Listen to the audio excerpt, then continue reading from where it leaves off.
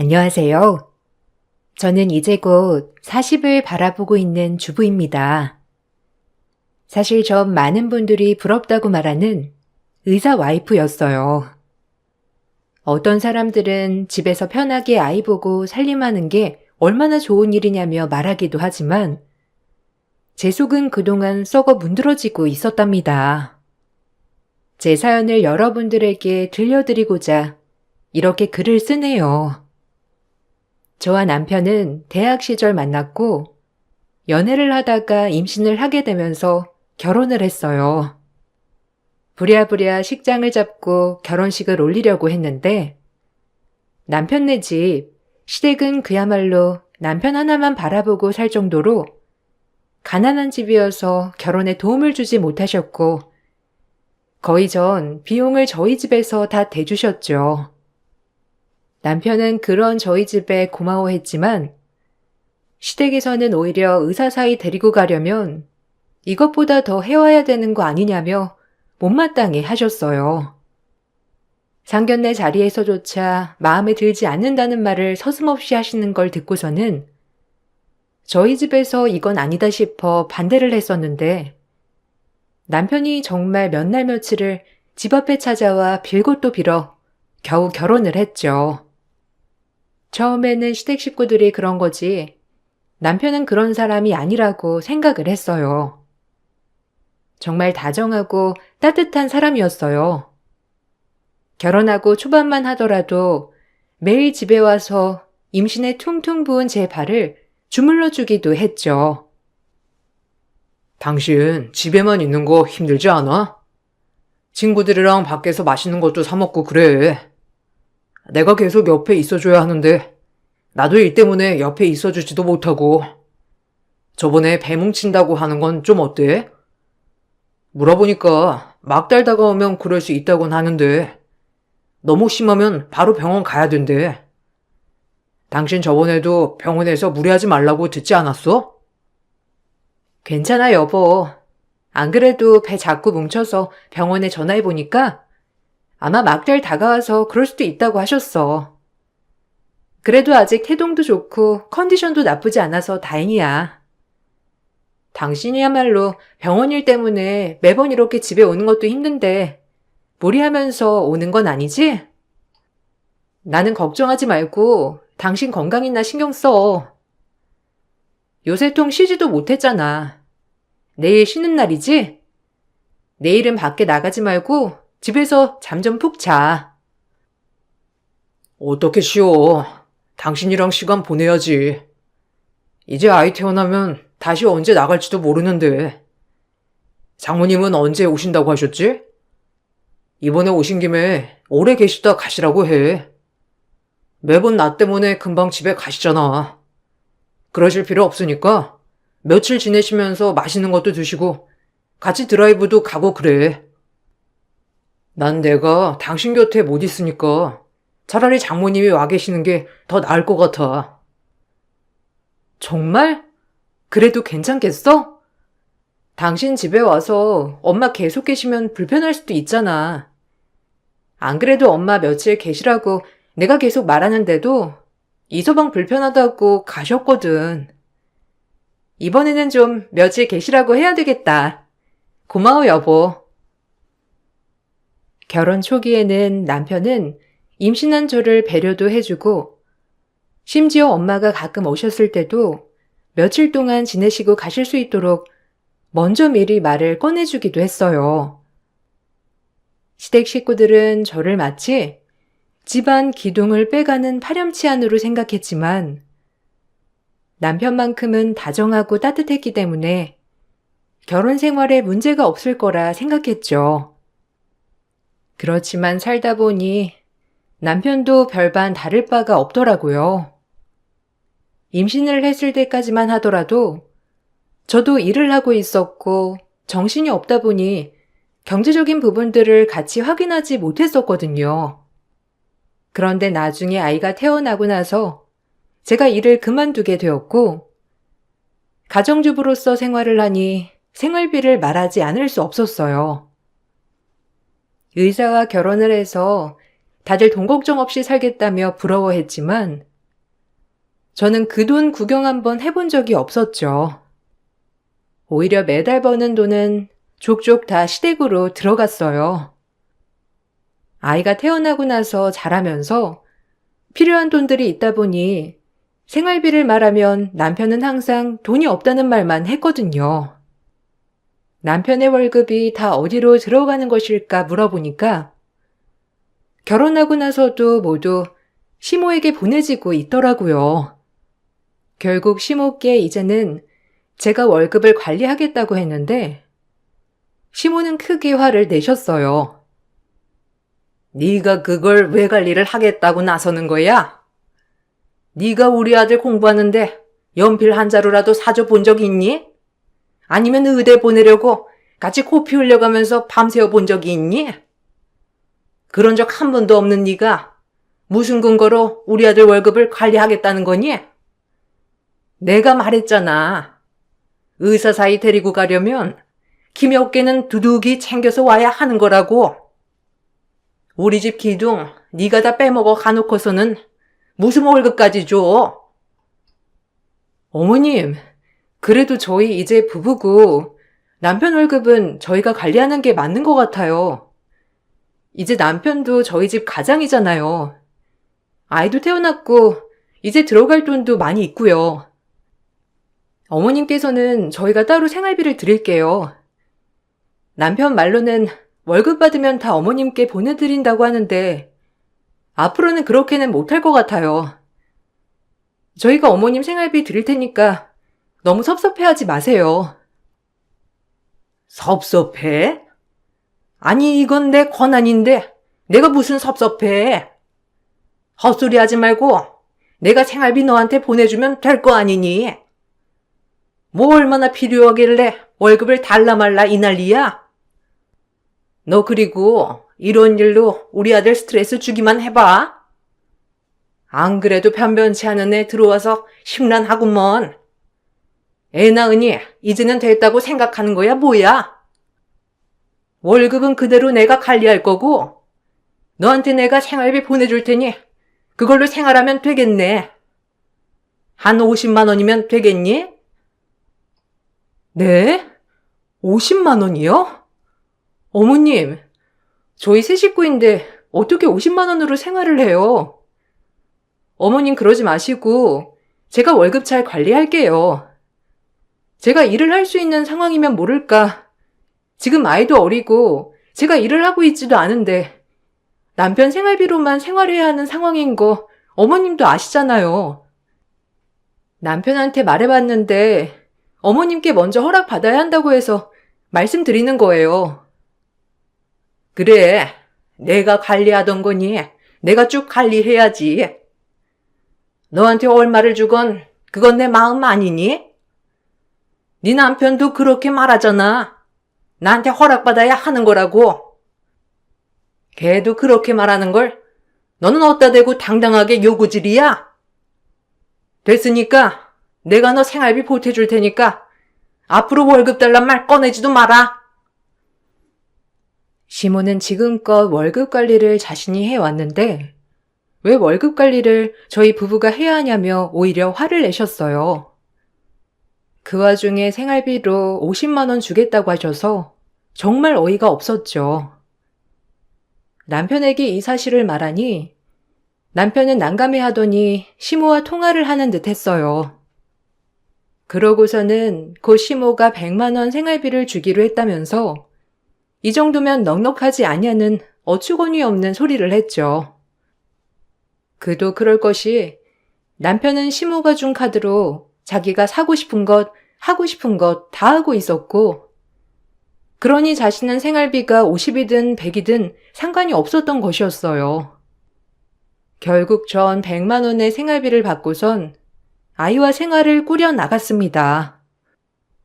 그 와중에 시댁 행사는 매달 있었어요. 남들에게 보이는 게 중요했던 시댁 식구들은 매달 저희 가족을 어떤 일이든지 불러냈고 저는 100만 원의 생활비도 끊길까 싶어 행사를 전부 참석해야 했습니다. 이렇게 노력함에도 남편은 점점 일이 바쁘다며 친정에 1년에 한 번도 가지 않는 날이 많아졌죠. 아이가 어느 정도 크고 나서는 도저히 100만 원으로는 생활이 어려워 어린이집에 보내고 일을 시작하겠다고 말을 꺼냈어요. 그런데 남편이 극구 반대를 했죠. 여보, 나 다음 달부터 여기 집 앞 마트에서 캐셔라도 일하려고. 이대로는 안 되겠어. 어머님 보내주시는 돈만으로는 생활도 너무 어렵고, 솔직히 이걸로만 생활하려면 어떻게든 할 수 있겠지만 저축도 해놓아야 하잖아. 더 이상은 안 될 것 같아. 어린이집 보내고 나 일할래. 당신이 아이 4살 때까지는 엄마가 키워야 한다고 말했잖아. 이제 아이 5살이니 어린이집 보내도 될 것 같아. 당신은 어떻게 그렇게 이기적이야? 그건 당신 생각이지. 아이 생각은 아니잖아? 아이도 당신이랑 떨어져서 지내고 싶대? 아닐걸? 엄마가 옆에 있어야 아이 마음도 안정적이고 좋은 거지. 어떻게 고작 돈 때문에 어린아이를 어린이집에 보내고 일을 할 생각을 해? 그리고 엄마가 어련히 알아서 차차 생활비 올려주시겠지. 그것도 못 기다려? 정 올리고 싶으면 당신이 집에 가서 싹싹하게 잘하고선 어머니한테 부탁이라도 해보던지. 당신이야말로 진짜 너무한 거 아니야? 당신은 어머님이 주신 카드로 하고 싶은 거, 사고 싶은 거 다 사면서 잘 생활하고 있잖아. 지금 타고 다니는 차도 당신 어머님이 할부금 다 내주시고 그거 당신 월급으로 다 내는 거잖아. 근데 나는 아이 먹고 싶다는 과자도 생활비 생각하면서 아껴야 하고 놀러 가고 싶다고 하면 몇 번은 더 참다가 한 번씩 키즈카페 가. 이게 말이나 된다고 생각해? 남들은 나 의사 와이프라서 편하게 사는 줄 아는데 누가 편하게 사는 거야? 아니, 누가 의사 와이프라고 편하게 살아? 다들 이렇게 똑같이 살아. 당신만 아니라 다른 사람들도 다 똑같이 산다고. 당신은 어차피 나랑 결혼 안 했으면 그냥 그저 그런 평범한 월급 받는 남자랑 결혼했을 거 아니야? 그러면 지금이랑 다를 바가 뭐가 있어? 아마 그런 집은 더 할걸? 우리 집이야 그나마 의사 아들이니까 며느리도 그 정도 대우해 주는 거지만 월급쟁이 남자한테 시집가면 너도 그런 대우 받으면서 살 건데 의사 사모님 소리 듣는 것만으로도 당신은 영광으로 알아야지. 뭐? 당신 어떻게 그런 말을 그렇게 뻔뻔하게 해? 내가 사모님 소리 듣고 싶어서 당신이랑 결혼한 거야? 내가 지금 돈 펑펑 쓰고 싶어서 말하는 거냐고. 생활비를 더 주던 아니면 나 밖에서 일 시작할 거니까 그렇게 알아. 아이 참, 창피하게 왜 일한다고 난리냐고. 내가 의사인데 와이프 별 볼 일 없는 일을 한다고 하면 다들 손가락질이나 할 텐데 어떻게 남편 얼굴에 먹칠할 생각부터 하고 있는 건데? 절대 안 되니까 그렇게 알아. 당신 밖에 나가서 별 볼 일 없는 일 할 거면 생활비 한 푼도 받지 말고 당신 돈으로만 생활해. 남편은 제가 일을 하겠다고 하자 절대로 안 된다면서 극구 반대를 했습니다. 저는 쪼들리는 생활을 더 이상 할 자신이 없었죠. 물가는 오르는데 생활비는 몇 년째 그대로고 아이를 위해서도 조금 더 저축하고 벌어야 할 것 같아 결국 저는 밖에서 일을 하기로 결심을 했습니다. 제가 고집을 피우니 남편은 결국 포기를 했지만 그 대신 살고 있는 지역이 아닌 다른 지역까지 출퇴근을 하면서 다니라는 조건을 붙였어요. 그렇게 일하고 싶으면 마음대로 해. 당신 고집을 어떻게 말리겠냐? 그런데 우리 동네에서 일할 생각하지 말고 한 두어 시간 떨어진 지역에서 일해야 하는 거 알지? 당신 여기 근처에서 일하다가 발각되면 정말 각오해.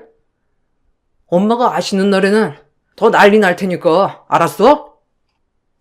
그러게 일하지 말고 주는 생활비만 알뜰하게 쓰면 되는 걸 왜 고집 피우고 그러는 거야?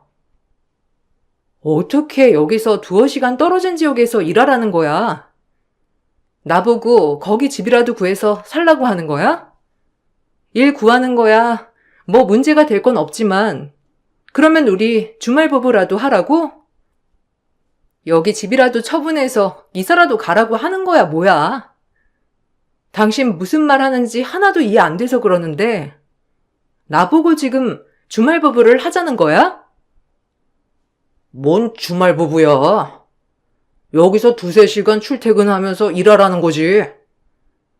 그리고 거기서 집 구하면 집값은 그것도 당신이 낼 거야? 그나마 우리 집값이 안 나가니까 생활비로도 충분히 살 수 있었던 건데 뭐 거기 집 구해서 살려면 그러던가. 그 대신 거기서 구하는 집도 당신이 알아서 구하는 걸로 하고 나는 여기서 지내야 하니까 당신이 왔다 갔다 해야 할 건 생각해야 되겠지? 근데 그러면서 살 바에는 그냥 여기서 출퇴근을 하는 게 낫지 않아? 뭐? 당신 지금 그게 말이 되는 거라고 생각해? 그럼 아이는 어떻게 하라고? 두세 시간 걸리는 지역에서 일 구하면 여기서 적어도 출근 시간 훨씬 전에는 나가야 하는 건데 아이는 어떻게 등하원을 하라는 거야? 당신 지금 나보고 일하지 말라고 하는 걸 돌려서 말하는 거야? 진짜 도대체 왜 그래? 내가 뭐 대단한 걸 바라는 것도 아니고 겨우 일하겠다고 하는 건데 왜 이렇게 사람을 못 살게 구냐고? 뭘 내가 못 살게 군다는 건데. 당연히 아이는 당신이 봐야지 내가 어떻게 봐? 그건 당신이 알아서 아이는 어떻게 할지 고민해봐야 하는 거 아니야? 애초에 당신이 일하겠다고 했을 때부터 아이는 어떻게 할 거고 출퇴근은 어떻게 할 건지 다 생각하고 정해야 하는 거 아니냐고. 그런 거 하나 생각도 안 하고 일하겠다고 내질러 놓고서는 왜 나한테 못 살게 군다고 하는 거야? 나야말로 어이가 없네. 남편은 마치 제가 일을 안 하겠다고 말을 하도록 유도하는 듯 했어요. 두세 시간 떨어진 지역에 일을 구하면서 아이 등하원도 제가 다 해야 한다며 말했죠. 그런 조건이라면 저는 일을 구하기도 힘들 뿐만 아니라 지금보다 더 상황이 힘들어질 수도 있겠다는 생각이 들었어요. 남편은 제가 일을 안 하기를 원했어요. 모르는 사람이 듣는다면 일하지 않고 집에서 집안일하고 육아만 하라고 하는 게 좋아 보일 순 있었겠지만 저에게는 마치 창살 없는 감옥 같았습니다. 생활비도 생활비였지만 일을 하겠다는 말을 꺼낸 이유로 전 남편이 저를 자신의 손아귀 안에서 통제하기를 원한다고 생각을 했어요.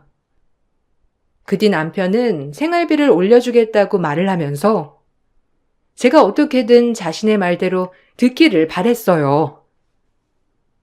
그러니까 당신이 어떻게 일을 한다는 거야? 어차피 당신 지금 일 못해. 내가 그래서 말했잖아. 어머니한테 가서 아양 좀 떨고 생활비 좀 올려달라고 말이라도 해보라고. 그렇게 쉬운 길을 놔두고 왜 당신 자기 고집만 피우는 건데? 아유, 정말 마음 넓은 내가 이번 한 번만 용서해 줄게. 어머니한테는 내가 생활비 좀 더 올려달라고 말할 테니까 일하겠다는 말 좀 그만해. 알았지? 생활비 올려주지 않아도 상관없어. 그냥 여기 근처에서 일할 수 있게만 해줘. 당신 의사라서 다른 사람들이 나 일하고 그러는 거 보면 신경 쓰인다는 거 알지만 남들 눈치 보면서 계속 이렇게 살 수는 없어. 그냥 생활비 지금처럼 줘도 상관없으니까 나 여기 근처에서 일할게. 그러면 다 괜찮은 거잖아. 아이씨, 내가 생활비 올려준다니까. 진짜 말이 안 통하네. 당신, 나 의사야. 의사 와이프가 밖에서 청소하고 계산하고 그러면 사람들이 도대체 뭐라고 생각하겠냐? 그리고 아이 내버려두고 일하고 다니는 당신은 뭐라고 생각하겠냐고. 그냥 당신 편하게 생활비도 올려주고 집에서 집안일만 하게 해준다잖아. 아, 왜 이렇게 말귀를 못 알아쳐먹어? 어머니한테는 내가 잘 말할 테니까 일할 생각하지 말고 아이나 잘 봐. 남편은 끝까지 제가 일을 하겠다고 했던 의도를 전혀 파악하지 못했고 생활비만 올려주면 된다고 말을 했죠. 생활비가 적은 것도 문제였지만 제가 원하는 대로 절대로 해주지 않겠다는 남편의 의도가 보여 저는 너무나 마음이 좋지 않았습니다. 그 와중에 시모는 저희 사이가 좋든 안 좋든 상관없이 매번 볼 때마다 둘째 얘기를 꺼내곤 하셨어요. 예, 우리 수환이 동기 알지? 같은 대학병원 다니는 애. 걔네는 이번에 둘째도 낳았다고 하더라. 첫째도 아들이고 둘째도 아들이라고 했던가? 걔네는 참 좋지 않겠니? 자식 둘 다 아들에 아빠 머리 닮아가지고 똑똑할 거 아니야. 에휴, 나는 얼마나 박복해서 손자복은 없나 몰라. 너네는 둘째 생각 없니? 아무리 그래도 아들은 하나 있어야지. 그래야 우리 아들 머리 물려받을 거 아니야. 어머님, 생활비도 겨우 100만 원 받는데 무슨 둘째예요? 여기서 식구 한 명 더 늘면 생활비는 배로 더 늘 텐데 어머님 그렇게 주실 수 있으세요? 안 그래도 남편한테 생활비 적다고 계속 말하고 있는데 어머님은 못 들으셨나 봐요. 저나 남편이나 둘째 생각 없어요. 지금 딸 하나도 제대로 잘 키울 수 있을지 걱정인데 무슨 둘째예요? 아니 너는 시어머니가 뭐라고 하면 내내 하면서 사근사근하게 말 한 번을 안 하니? 의사랑 결혼을 했으면 시댁에 바짝 엎드려야 하는 게 맞는 건데 넌 어찌 된 게 그걸 한 번을 안 내? 아들이 그래서 너한테 자꾸 나쁘게 대하는 거야. 네가 사근사근하게 돼 있으면 우리 아들이 알아서 둘째 생각도 해보고 그럴 텐데 네가 하도 독하게 구니까 아들이 그런 마음이나 생기겠니? 내가 하다 며느리 복까지 없으니 원. 에휴. 시모는 제가 사근사근하지 못해서 남편이 그러는 거라며 저를 탓하셨어요. 그렇지만 저도 저 나름대로 최선을 다하고 있었는데 그 어느 누구도 인정을 해주지 않았습니다. 한 번은 시모가 계단에서 다리를 삐끗해서 다치신 적이 있었어요. 계단에서 굴렀다는 말을 듣고선 저는 바로 시댁으로 향했죠.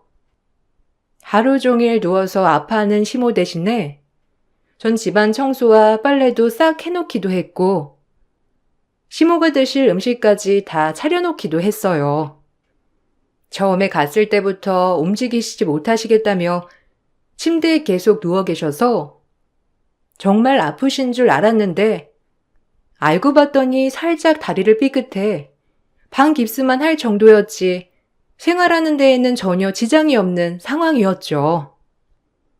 며칠을 내내 시댁 집안일을 하고서는 마지막 날 시모께서 정말 아무렇지 않게 방에서 나오시곤 남편한테 챙겨주라며 보약을 제 손에 쥐어줬을 때 전 경악을 금치 못했죠. 바로 집으로 와 남편에게 따져 물었어요. 어머님, 다리 다치시고 몸살 나셔서 움직이지 못하셨던 거 아니었어? 그래서 당신 시댁에 가서 집안일도 좀 하고 밥도 좀 챙겨드리고 오라고 한 거잖아. 근데 오늘 보니까 어머님 다리도 멀쩡하시고 멀쩡히 잘 움직이시던데? 이제 괜찮아진 거야, 뭐야? 아니면 처음부터 많이 안 다치셨던 거야? 아니 그럼 왜 처음부터 나한테 말하지 않았어? 처음부터 말하면 네가 잘도 거기 가서 집안일 하고 있겠다. 그리고 어머니 계단에서 굴러서 다치신 건 맞아. 근데 뭐 크게 다친 건 아니고 살짝 삐끗한 정도였고. 근데 어른이 그런 일이 있으면 얼마나 다쳤냐가 문제가 아니라 가서 집안일도 같이 해드리고 그럴 수 있는 거 아니야? 당신 무슨 말을 그렇게 섭섭하게 해? 어머니가 많이 안 다쳤으면 당신 거기 안 갔겠네? 아니, 내가 가고 안 가고 말하는 게 아니잖아. 많이 다치신 거 아니신데 나한테 한마디 말도 안 하시고 그냥 보고만 계셨다는 게 황당해서 말하는 거잖아. 거기 가서 진짜 하나부터 열까지 다 청소하고 빨래하고 왔어. 어머님 나 왔다고 잘 됐다고 하시면서 커튼까지 떼서 직접 손빨래 하라고 하시는데 나 그거까지 다 하고 왔다고. 이게 정말 각오하고 시키는 게 아니면 뭔데? 네가 오죽 시댁에 가서 아무것도 안 하면 엄마가 그러셨겠어? 그런 생각은 안 들어? 네가 애초에 시댁에 가서 잘했으면 엄마가 이참에 너 불러서 집안일 좀 시켜야 되겠다 생각이나 했겠냐고. 네가 잘 못하니까 너 오라고 부르신 거지. 하여튼 너는 되게 계산적이야. 꼭 다리가 부러져가지고 진짜로 움직이지 못해야 가서 도와드리는 거야? 진짜 사상하고는. 며칠을 시댁에 가서 대청소를 하고 온갖 반찬들을 다 하고 왔던 저에게 오히려 남편은 그럴 수도 있는 거 아니냐고 말을 했어요. 전 저에게 사실대로 말하지 않고 속였다는 게 어처구니 없는 것이라며 말했지만 남편은 제가 계산적이라고 했죠. 더군다나 남편은 시모가 계단에서 구르신 이후에 몸이 많이 안 좋아지신 것 같다면서 보너스로 나온 돈들을 다 시모의 휴양 여행에 보태드렸어요. 전 그 사실을 알고선 너무 황당했지만 남편은 자기가 번 돈으로 보내드리는 건데 뭐가 문제냐며 그걸 따지는 제가 이상하다고 했어요. 그쯤 남편은 페이닥터로 개인 병원에 들어가게 되었어요. 병원 쪽에서 대학병원에 다니고 있던 남편에게 먼저 연락이 와 들어가게 되었는데 시모는 남편의 실력을 알아주는 거라면서 그때부터는 대놓고 저를 불러 시집살이를 시키기 시작했어요. 너, 네 남편이 얼마나 대단한 사람인지 알기나 하니? 너는 남편 잘 만나서 집에서 펑펑 놀면서 집안일만 하며 살 수 있는데 얼마나 좋아? 네 남편 이번에 개인병원 들어간 거 알고 있지? 그거 그 병원에서 내 아들을 어떻게 알았는지 스카우트 하겠다고 하고 간 거라더라. 우리 아들이 또 직업에 자부심이 있어서 개인병원은 잘 안 가려고 했는데 하도 와달라고 부탁을 해서 어쩔 수 없이 간 거야. 알고 있니? 너 이제 더 잘해야 되겠어. 이번에 사골고 와서 네 남편 먹였니? 몸보신하는 거 잘 챙겨줘야 애가 밖에서도 힘내서 일할 거 아니니? 그리고 아들차 어제 여기 두고 갔거든? 세차 좀 해라. 네? 어머님, 이 날씨에 세차를 하라고요? 어머님, 그냥 차 맡기고 올게요. 세차 그리고 지난주에도 했는데 요새 저 팔목도 안 좋아서 손세차 못해요. 어머님, 여기 근처에 잘하는 세차장 있으니까 맡겨놓고 올게요. 어제 남편 여기서 차 두고 왔어요? 어제 일 때문에 늦는다면서 오늘 들어온다고 했는데. 아, 어제 내가 집에 좀 오라고 했어. 안 그래도 몸이 좀 부실한 것 같아가지고 어제 장어랑 이것저것 해서 먹였다. 지방기둥이 잘 먹고 튼튼해야지 아프면 되겠니? 그리고 차도 마찬가지로 매일매일 세차하고 치워줘야지. 지난주에 세차했다고 이번 주는 안 하는 게 어디 있니? 발목이야 움직이면 나아지니까 아프단 핑계 대지 말고 얼른 세차 좀 하고. 세차 다 하면 저기 주방에 있는 사골 좀 고아서 가지고 가. 오늘 저 차도 안 가지고 와서 가지고 못 가요. 그럼 저 남편 차 제가 가지고 갈게요. 오늘 이것저것 가지고 가라고 하셨으니까 남편 차에 실어서 가지고 갈게요. 안 그래도 제 차도 수리도 맡겨야 하는데 며칠 남편 차 써야 되겠네요. 아니, 우리 아들 차를 네가 왜 쓰니? 네 차 써야지. 차가 없으면 그냥 가지고 버스 타야지. 어떻게 해? 사골 고운 거 혹시라도 바닥에 흘리기라도 하면 냄새 다 빼일 테고 우리 아들 출퇴근할 때 옷에서 냄새라도 배면 어쩌려고. 그냥 차 세차에 두고 내일 그럼 가지고 가. 시모는 아무렇지 않게 저를 부르시고는 이것저것 집안일을 잔뜩 시키셨어요. 남편은 바쁘단 핑계로 집에도 오지 않으면서 시댁에는 매일 찾아가 쉬기도 하고 시모를 모시고서는 외식도 하는 것 같더라고요.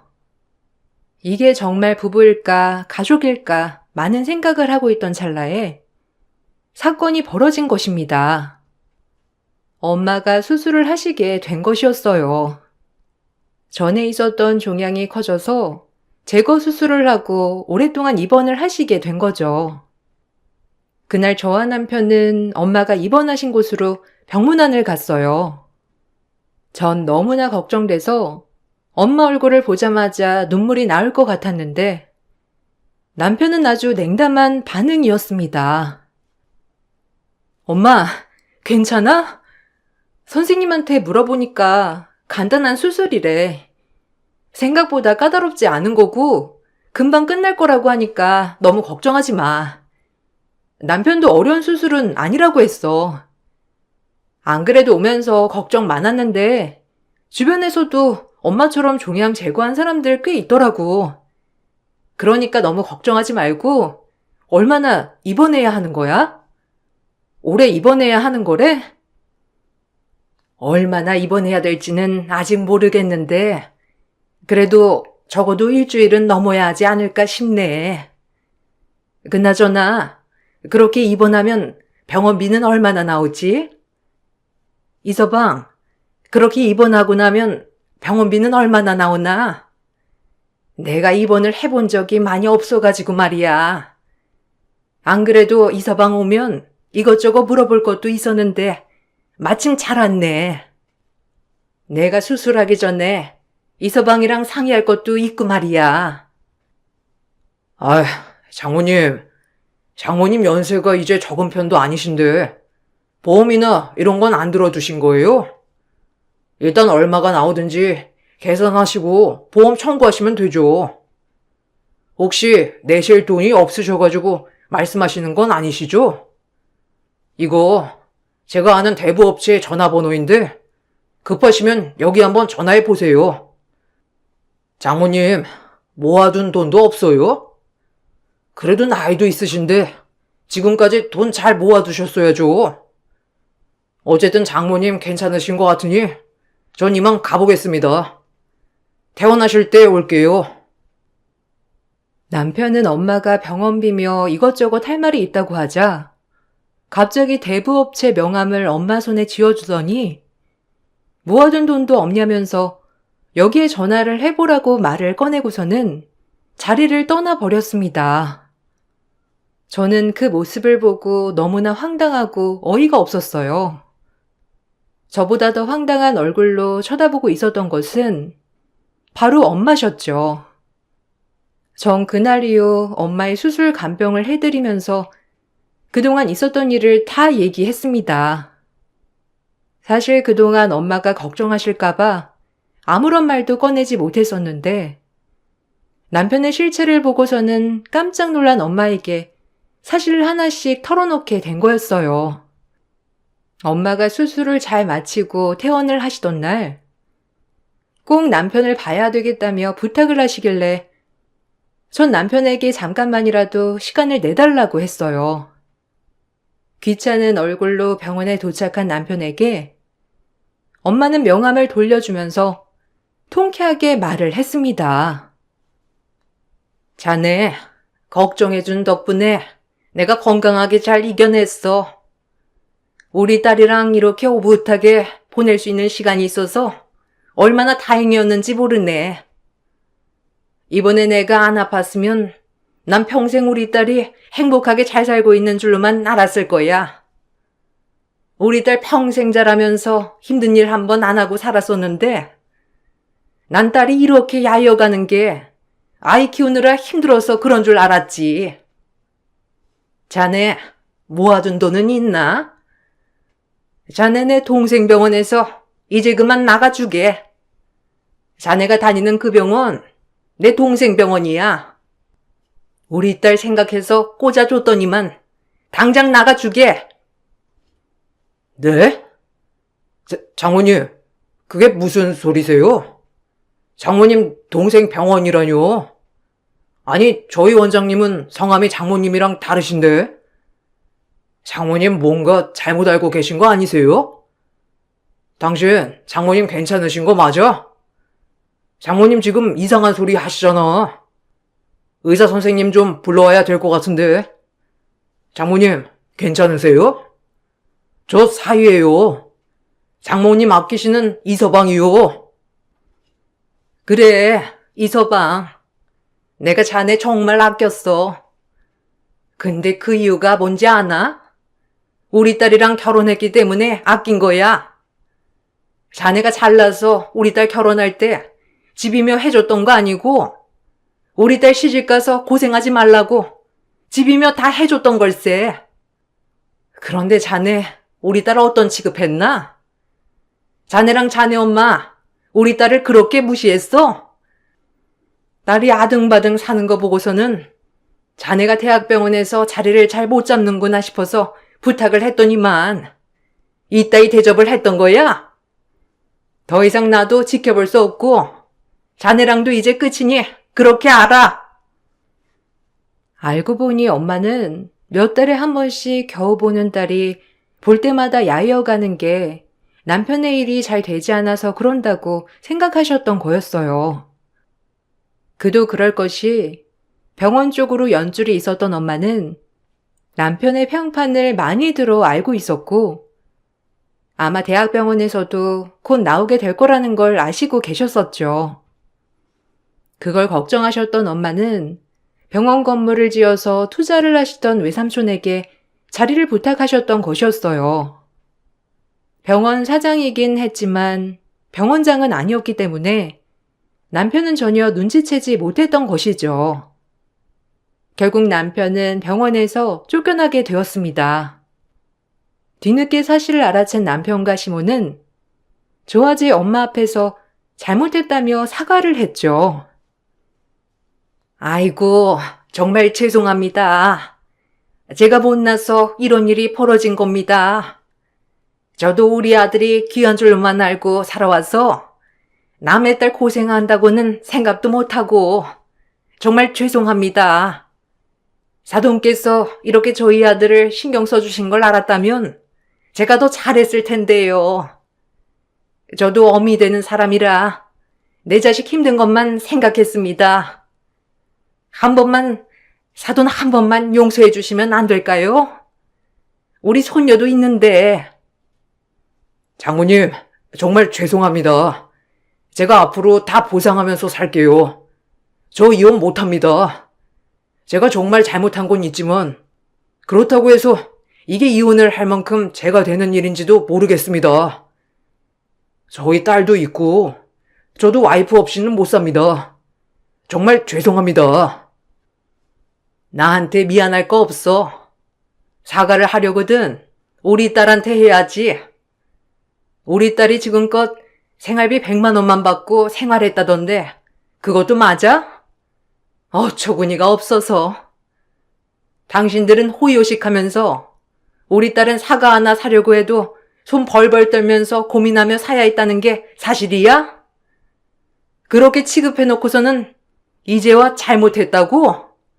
됐고, 그렇게 잘난 당신네들 얼마나 잘 사는지 내가 두고 볼 거야. 시모와 남편 모두 잘못했다며 이혼만은 하지 않겠다고 했지만 엄마는 저에게 이혼을 권하셨고 저 또한 더 이상 남편과 살아갈 이유가 없다고 생각을 했어요. 그렇게 저는 남편에게 이혼을 청구했습니다. 그동안 시모의 부당대우와 남편의 방관, 방임 등을 근거로 이혼을 청구했죠. 남편뿐만 아니라 시모에게도 위자료를 받고선 이혼을 하게 되었습니다. 이혼 후에는 전 딸과 함께 친정으로 들어와 살고 있어요. 제 일도 구해서 열심히 일도 하고 돈도 벌면서 활기차게 지내고 있답니다. 듣기로는 남편이 병원에서 쫓겨난 후 소문이 많이 났다고 하더라고요. 아무래도 외삼촌께서 알고 계시는 병원 연줄이 꽤 있으시다 보니 아마 시내 쪽에서는 일을 구하긴 어려울 거라고 하셨는데 정말 남편은 시골로 가서 겨우 일을 구해서 하고 있다고 해요. 당연히 시모도 같이 시골로 향했다고 하는데 생활이 맞지 않는지 자주 다툰다며 간간히 남편은 재결합을 요구하고 있답니다. 전 다시는 남편과 같이 살지는 않을 거예요. 그렇지만 가끔씩 어떤 분들은 그래도 의사인 남편이고 자식도 있고 반성을 하는데 받아주는 게 좋지 않겠냐는 말도 하더라고요. 여러분들 생각은 어떠신가요? 저의 긴 사연을 들어주셔서 감사합니다. 여러분들은 자신의 가치를 알아주는 사람들과 함께 하시길 바랄게요. 안녕하세요.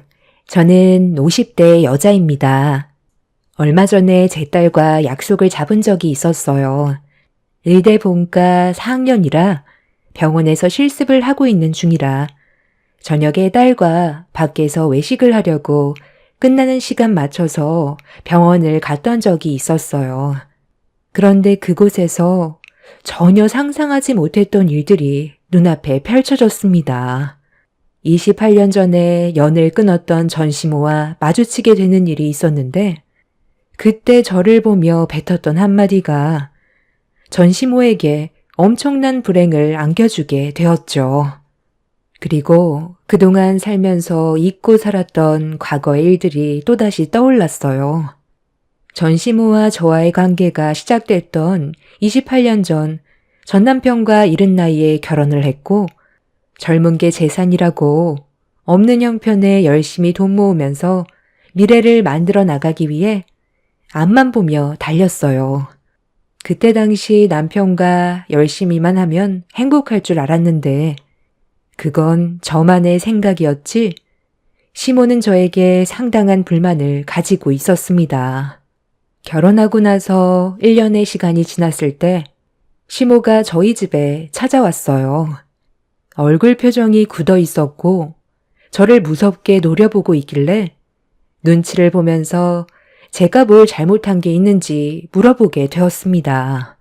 시모는 기다렸다는 듯 저에게 쏘아붙이기 시작했고 그동안 많이 참았다면서 언제까지 기다리게 할 거냐며 화를 냈습니다. 시모는 하루빨리 아이를 가지길 원하고 있었다는 사실을 1년이 지난 뒤에야 저는 알 수 있었습니다. 아직 젊은 나이였고 자리도 잡히지 않았던 상황이라 아이는 삶이 어느 정도 안정권에 들어섰을 때 가지기로 계획을 하고 있었어요. 남편도 그걸 원했었기 때문에 시모의 불만을 듣게 된 순간 너무 당황스러웠습니다. 최대한 침착하게 시모와 대화로 풀어나가려 했어요. 어머니, 저희 아직 자리도 안 잡혔어요. 좀 더 금전적으로 어느 정도 여유가 생겼을 때 아이 계획을 세우려 했는데 지금 아이를 가지게 되면 이 사람 혼자 일을 해야 되잖아요. 그렇게 되면 여러 가지로 계획이 틀어지게 될 테고 지금의 삶에서 벗어나기 힘들 거예요. 맞벌이 하면 그래도 30살 되기 전에 자리 잡힐 것 같아요. 저희 아직 젊은데 좀 더 기다려주시면 안 될까요? 준비도 없이 무작정 아이를 가진다면 앞으로의 생활이 많이 어려워질 것 같아요. 애는 원래 하루라도 젊은 나이에 가지는 게 제일 좋은 거야. 그때 돼서 아이 가진다고 삶의 여유가 생길 것 같니? 아이 가져도 충분히 맞벌이 할 수 있다. 그건 좀 더 생각해 보는 게 좋겠어요. 엄마가 아이를 원한다고 해서 무조건 맞춰줄 수는 없는 거잖아요. 저희가 세운 계획이 있는데 틀어지면 더 힘들어질 수도 있는 건데 엄마도 그걸 원하는 건 아니죠? 그리고 아이를 원한다고 해서 바로 덜컥 생기는 것도 아니잖아요. 한 푼이라도 더 모아야 하루빨리 아파트로 이사를 갈 수 있는데 엄마가 원하는 대로 아이를 가지게 되면 어느 초년에 아파트로 이사를 갈 수 있겠어요. 최대한 대출 안 받고 가고 싶어요. 지금 당장 손주 안겨드리지 않아도 되잖아요. 엄마는 할머니 소리가 그렇게 빨리 듣고 싶어요? 저희가 결혼한 지 한참 된 것도 아니고 이제 1년 됐어요. 그러니까 하루라도 빨리 아이를 가지라는 거다. 할머니 소리가 어때서? 며느리 혼자 아이 보라는 것도 아니고 내가 옆에서 도와주면 되는 거 아니니? 시모의 억지에 남편과 저는 많이 당황스러웠고 최대한 시모를 설득시키려 했지만 귀를 닫아버리셨는지 전혀 말을 들으려 하지 않았어요. 이 문제로 인해 시모와의 관계는 심각할 정도로 안 좋아졌어요. 남편은 시모의 압박에 못 이겨 어쩔 수 없이 저에게 아이를 가지는 게 좋을 것 같다면서 계획을 변경하려 했어요. 이 문제로 남편과의 부부관계에도 심각한 다툼으로 이어졌고 싸우는 걸 원하지 않았던 저는 어쩔 수 없이 아이를 우선적으로 가지자는 남편과 시모의 말을 따를 수밖에 없었습니다. 처음 계획과는 전혀 다른 방향으로 흘러가게 되었지만 최대한 좋게 받아들이려 했어요. 그래서 시모가 원하는 대로 아이를 가지려 노력을 했는데 여기에서 또 다른 문제가 터져 버렸습니다. 젊은 나이였던 제가 임신이 되지 않아 산부인과에서 검사까지 받았었는데 몸은 지극히 정상이었습니다. 산부인과 원장은 정신적인 문제와 복합적인 스트레스들이 몸에서 아이를 가질 준비를 하지 않는 것 같다며 최대한 좋은 생각만 하라고 했지만 그게 말처럼 쉬운 문제가 아니었어요. 시모와 남편이 저에게 보내는 지속적인 압박이 너무 큰 부담으로 다가왔었고 그로 인해 저 또한 점점 지치게 되었습니다. 시모는 저에게 최대한 좋은 말들로 마음의 안정을 시켜주는 게 아닌 몸에 문제가 있는 게 분명하다고 화를 냈어요. 결국 그동안 참아왔던 서러움에 눈물이 터져 나왔고 남편은 답답하다는 듯 한숨을 내쉬면서 방으로 들어가 버렸습니다. 제 편이 되어줘야 될 사람이 오히려 시모의 편에 서서 저를 압박했어요. 내 아들도 검사 받았는데 정상이라고 나왔잖아. 네가 문제야. 몸에서 내 아들의 씨를 받아들이지 않고 거부를 하니까 아이를 만들 수가 없는 건데 이게 좋게 넘어갈 문제야? 너 일부러 그러는 거지? 아이부터 가지라는 말을 듣고 싶지 않아서 임신이 되지 않게 약이라도 먹고 있는 거 아니냐고. 어머님, 제가 왜 약을 먹어요? 아이 가지겠다고 이미 결정을 하게 됐는데 뭐하러 약을 먹겠어요? 저도 지금은 아이를 간절히 원하고 있는데 마음처럼 쉽지가 않아요. 그리고 어머님이 저에게 너무 많은 부담을 줘서 제가 솔직히 스트레스를 너무 많이 받고 있어요. 최대한 침착하게 기다려주시면 안 되는 거예요? 1년을 넘게 기다렸는데 얼마나 더 기다리라는 거야? 내 아들과 결혼하겠다고 했을 때부터 마음에 안 들었는데 내 촉이 그대로 맞아 떨어졌네. 머리채라도 뜯어서라도 반대할 걸 그랬다. 나는 오래 기다릴 정도로 성격이 좋은 편도 아니고 시간을 오래 줄 수도 없다. 최대한 빨리 서둘러서 임신 소식 들려줘야 할 거야. 시간이 지날수록 시모의 막말과 압박은 저를 너무 힘들게 만들었어요. 그리고 처음엔 제 편이었던 남편 또한 시모의 편에 서서 제 몸에 장애가 있는 거 아니냐고 상처되는 말들을 아무렇지도 않게 뱉었어요. 저도 제 몸이 아닌 것 같았고 왜 이런 일이 생기는 건지 알 수 없어 답답하기만 했어요. 다른 사람들은 스트레스를 받거나 환경이 열악해도 임신만 잘 되는데 저만 아이를 가지지 못하는 그런 상황들이 너무 싫었어요.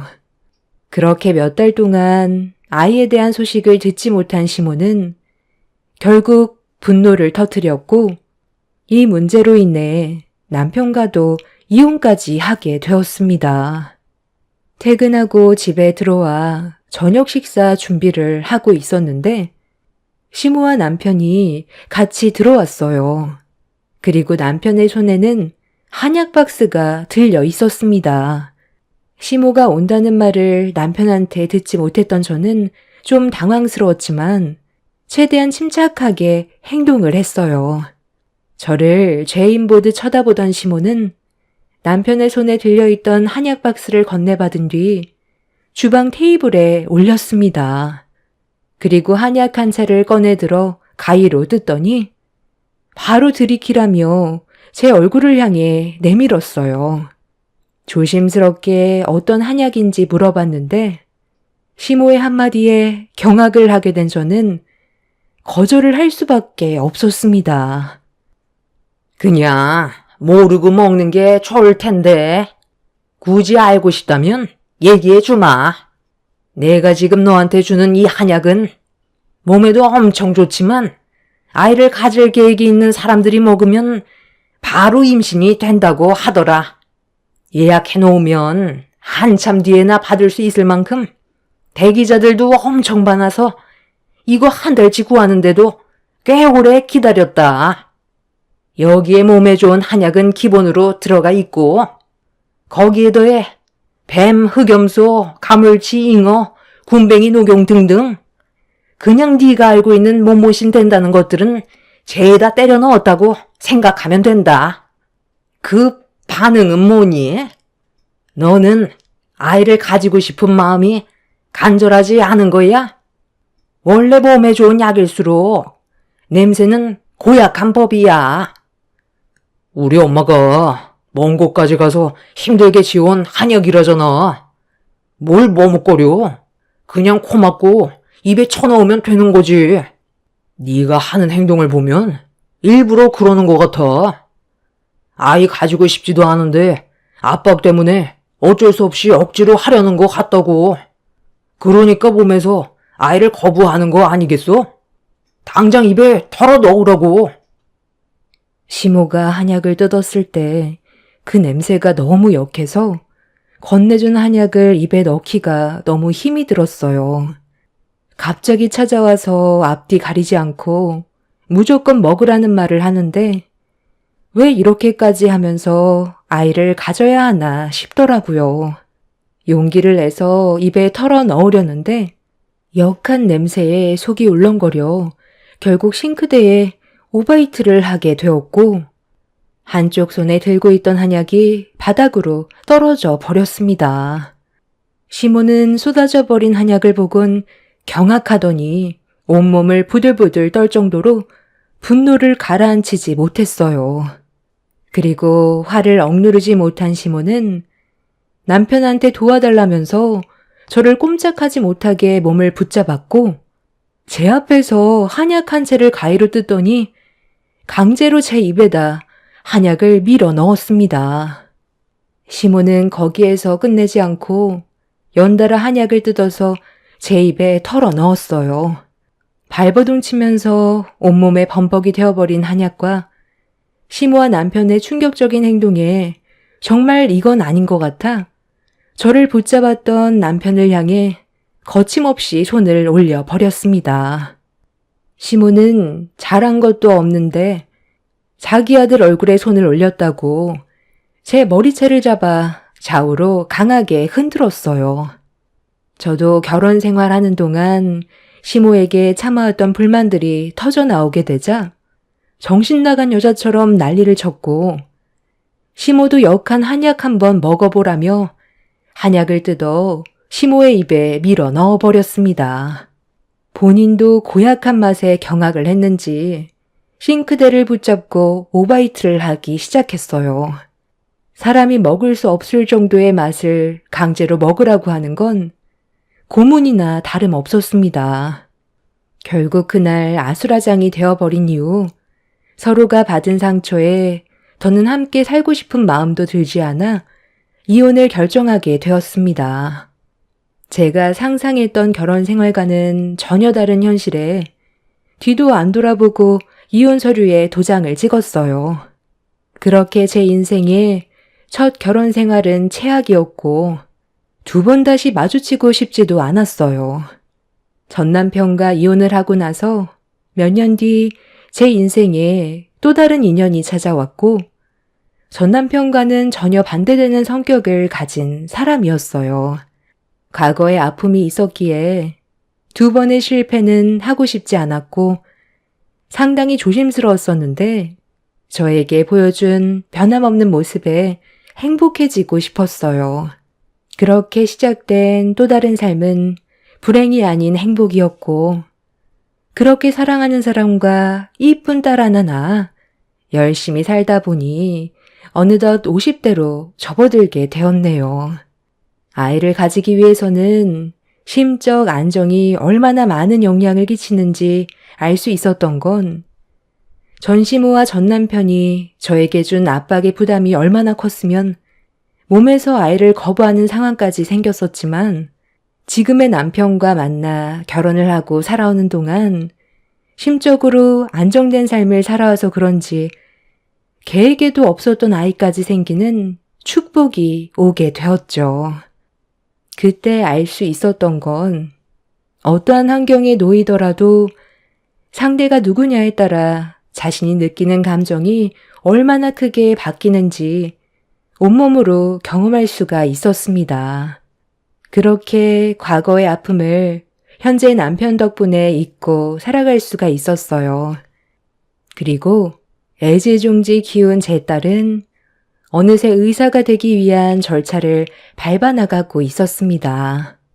의대 4학년이던 제 딸은 실습 생활을 하고 있었는데 그날은 제 딸과 외식을 하기 위해 저녁에 만나기로 약속이 되어 있는 날이었어요. 남편이 회사에 회식이 있어서 딸과 따로 만나 저녁을 먹고 집에 들어가기로 했었습니다. 그런데 그날따라 제 딸이 병원에서 실습하는 모습이 보고 싶더라고요.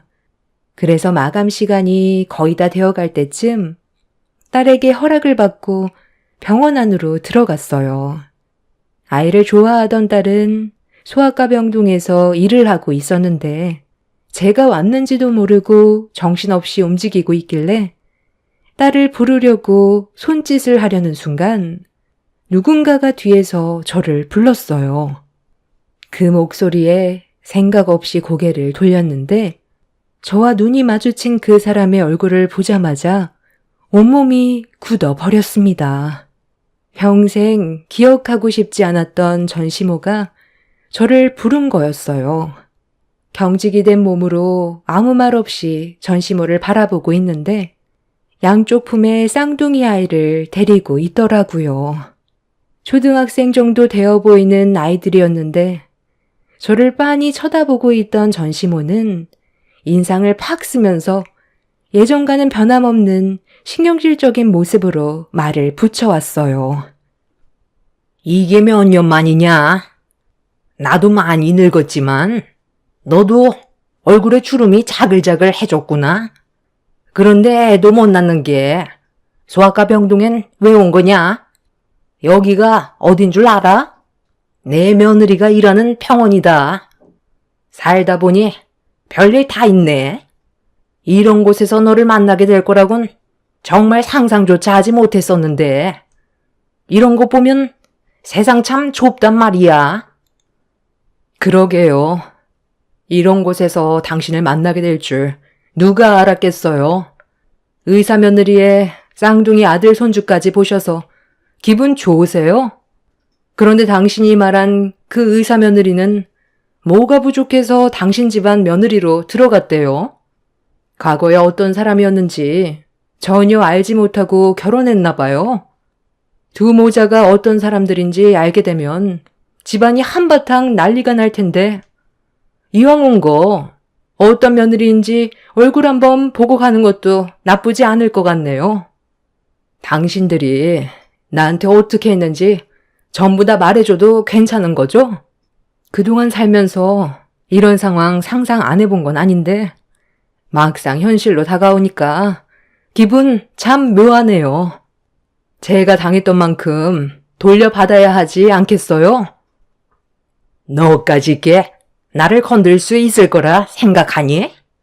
나도 눈 감기 전에 너를 다시 만나게 된다면 가만두지 않을 작정이었거든. 너랑 내 아들이 이혼하고 나서 내 아들은 한참 뒤에나 재혼할 수 있었다. 여자 만나는 족족 차이고 결혼이 코앞이었는데도 갑자기 파혼을 당하는 어이없고 황당한 일들이 얼마나 많았는지 알아?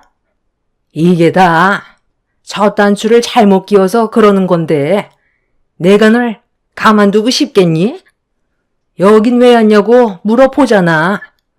너랑 닮은 아이는 주변에 보이지 않는 것 같은데 혹시 건물 청소하니? 그러지 않고서야 네가 여기 있을 이유 전혀 없잖아. 우리 며느리 병원에서 얼쩡거리지 말고 볼일 끝났으면 그만 나가라. 저도 이 병원에 볼 일이 있어서 왔거든요. 그렇게 원하는 손주 봐서 상당히 기분 좋겠어요.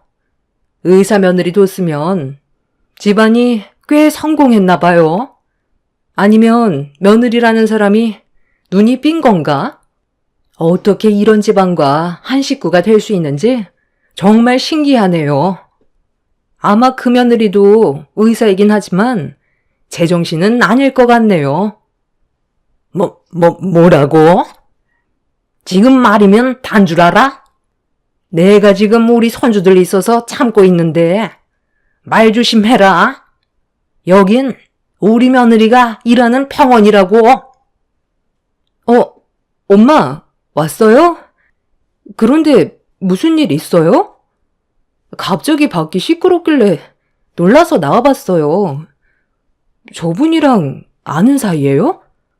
저분 이 병원에서 일하는 소아과 담당 의사 시어머니 되시는 분이에요. 그런데 왜 얼굴을 붉히고 있는 거예요? 저희 엄마가 무슨 잘못을 했나요? 너무 무섭게 노려보셔서요. 이유를 알 수 있을까요? 방금 뭐라고 그랬어? 엄마? 그쪽이 딸이라고? 아니 그럼 내 아들과 이혼하고 다른 남자 만나서 결혼을 했다는 거잖아. 이렇게 큰 딸이 있었어? 이거 봐봐. 내 이럴 줄 알았다니까. 그때 일부러 아이를 안 가진 거지? 이 정도 컸으면 내 아들과 이혼하고 얼마 안 있다가 재혼했다는 건데 바로 임신을 했다는 거네. 네, 바로 임신이 되더라고요. 그때 저에게 얼마나 많은 상처를 줬으면 아이를 가지지 못했겠어요. 그런데 지금 생각해보면 그때 당신 집안의 아이가 제 뱃속에서 태어나지 않았다는 게 너무 감사한 일이더라고요. 하마터면 평생 족쇄처럼 불행이 따라다닐 뻔했는데 아이를 안 가져서 이혼까지 할 수 있었잖아요. 저는 지금도 그때 그런 상황들이 정말 하늘이 도와준 것 같아요. 덕분에 이렇게 이쁜 제 딸이 생겼고 곧 의사가 될 수 있거든요. 지금 너무 많은 축복을 받아서 행복한 삶을 살고 있는데 당신의 인생은 의사 며느리 뒀으면서 얼굴에 불만이 가득하네요. 지금 살고 있는 삶이 만족스럽지 않나 봐요. 제 말이 끝나자마자 전시모는 제 딸이 보는 앞에서 저한테 발길질을 했어요. 전시모의 발길질에 넘어지게 되자 놀란 제 딸은 뭐 하는 짓이냐고 병원에서 소리를 질렀고 담당 의사부터 시작해서 간호사들까지 병동 대기실에 서 있는 저와 시모를 번갈아 보며 쳐다보고 있었습니다. 그리고 그 사이 누군가 시모에게 말을 걸었어요. 어머님. 갑자기 무슨 일이세요? 저기요. 그쪽이 뭔데 지금 우리 어머님한테 큰 소리 치는 거죠? 여기 병원인 거 알면 조용히 좀 하셔야죠. 내가 예전에 전 며느리에 대해서 한번 얘기했었지? 아이를 가지지 못하는 장애를 가진 며느리가 우리 집안을 속이고 들어왔었던 거 말했었잖아. 아, 그럼 저 아줌마가 어머님이 말씀하신 전 며느리였던 사람이에요? 딱 봐도 빈곤해 보이네요. 저런 몸으로 어떻게 아이를 가질 수 있었겠어요? 어머님은 저런 여자를 며느리로 들일 생각을 하셨어요?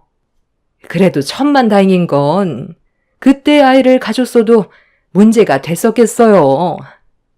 그렇게 되면 저를 만날 수 없었을 거잖아요. 가진 것도 없어 보이는데 평생 가난에 쪼들려 살았을 건데 그런 불행을 안 겪은 것만도 천만다행인 거죠.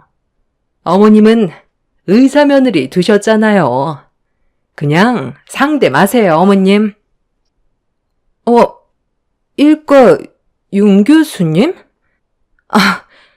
이분은 저희 엄마세요. 저 실습 끝나고 집으로 가기 전엔 저녁 먹고 들어가려고 잠깐 대기실 앞에서 기다리고 계셨던 거예요.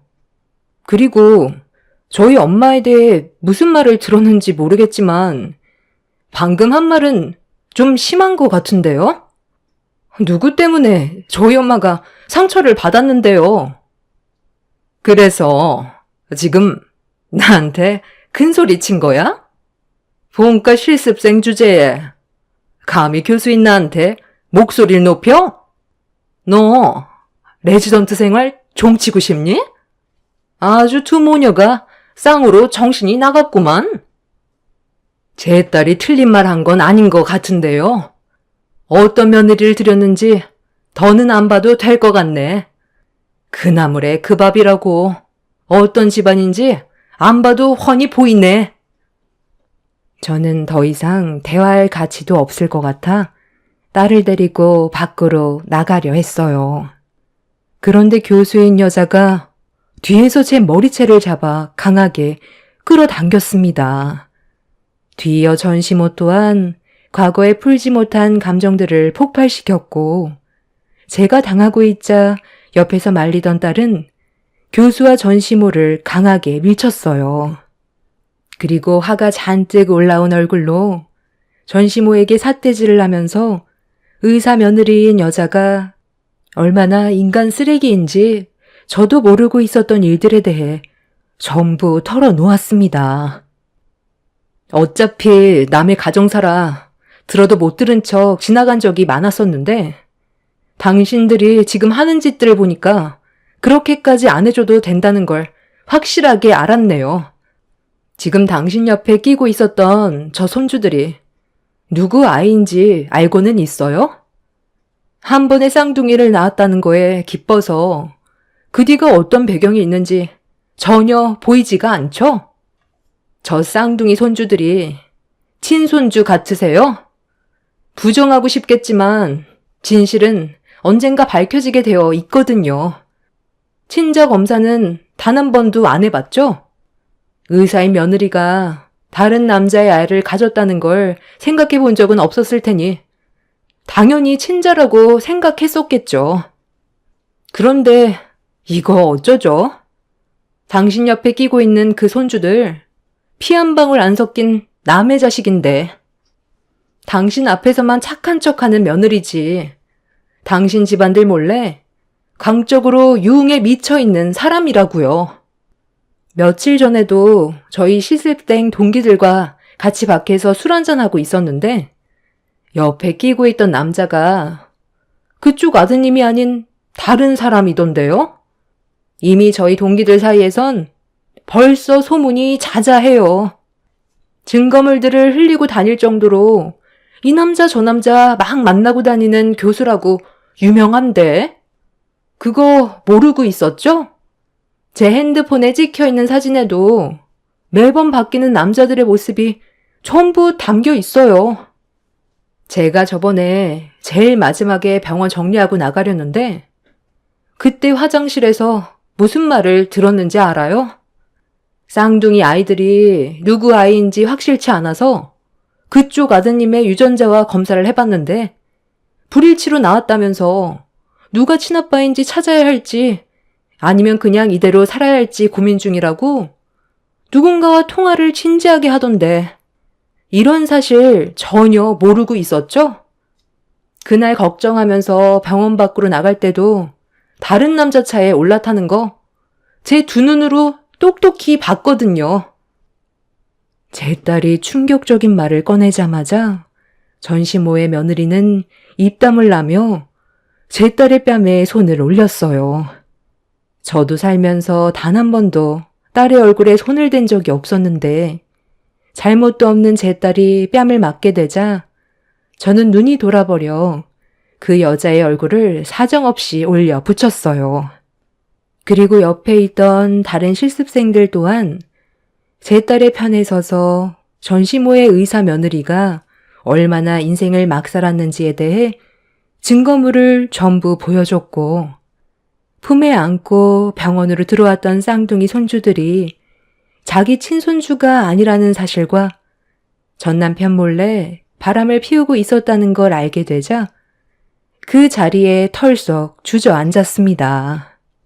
딱 봐도 의사인 그 여자는 40대 중후반에 손주들은 초등학생 정도 되어 보였는데 전 남편은 저와 같은 50대이니 당연히 남자로 안 보였겠죠.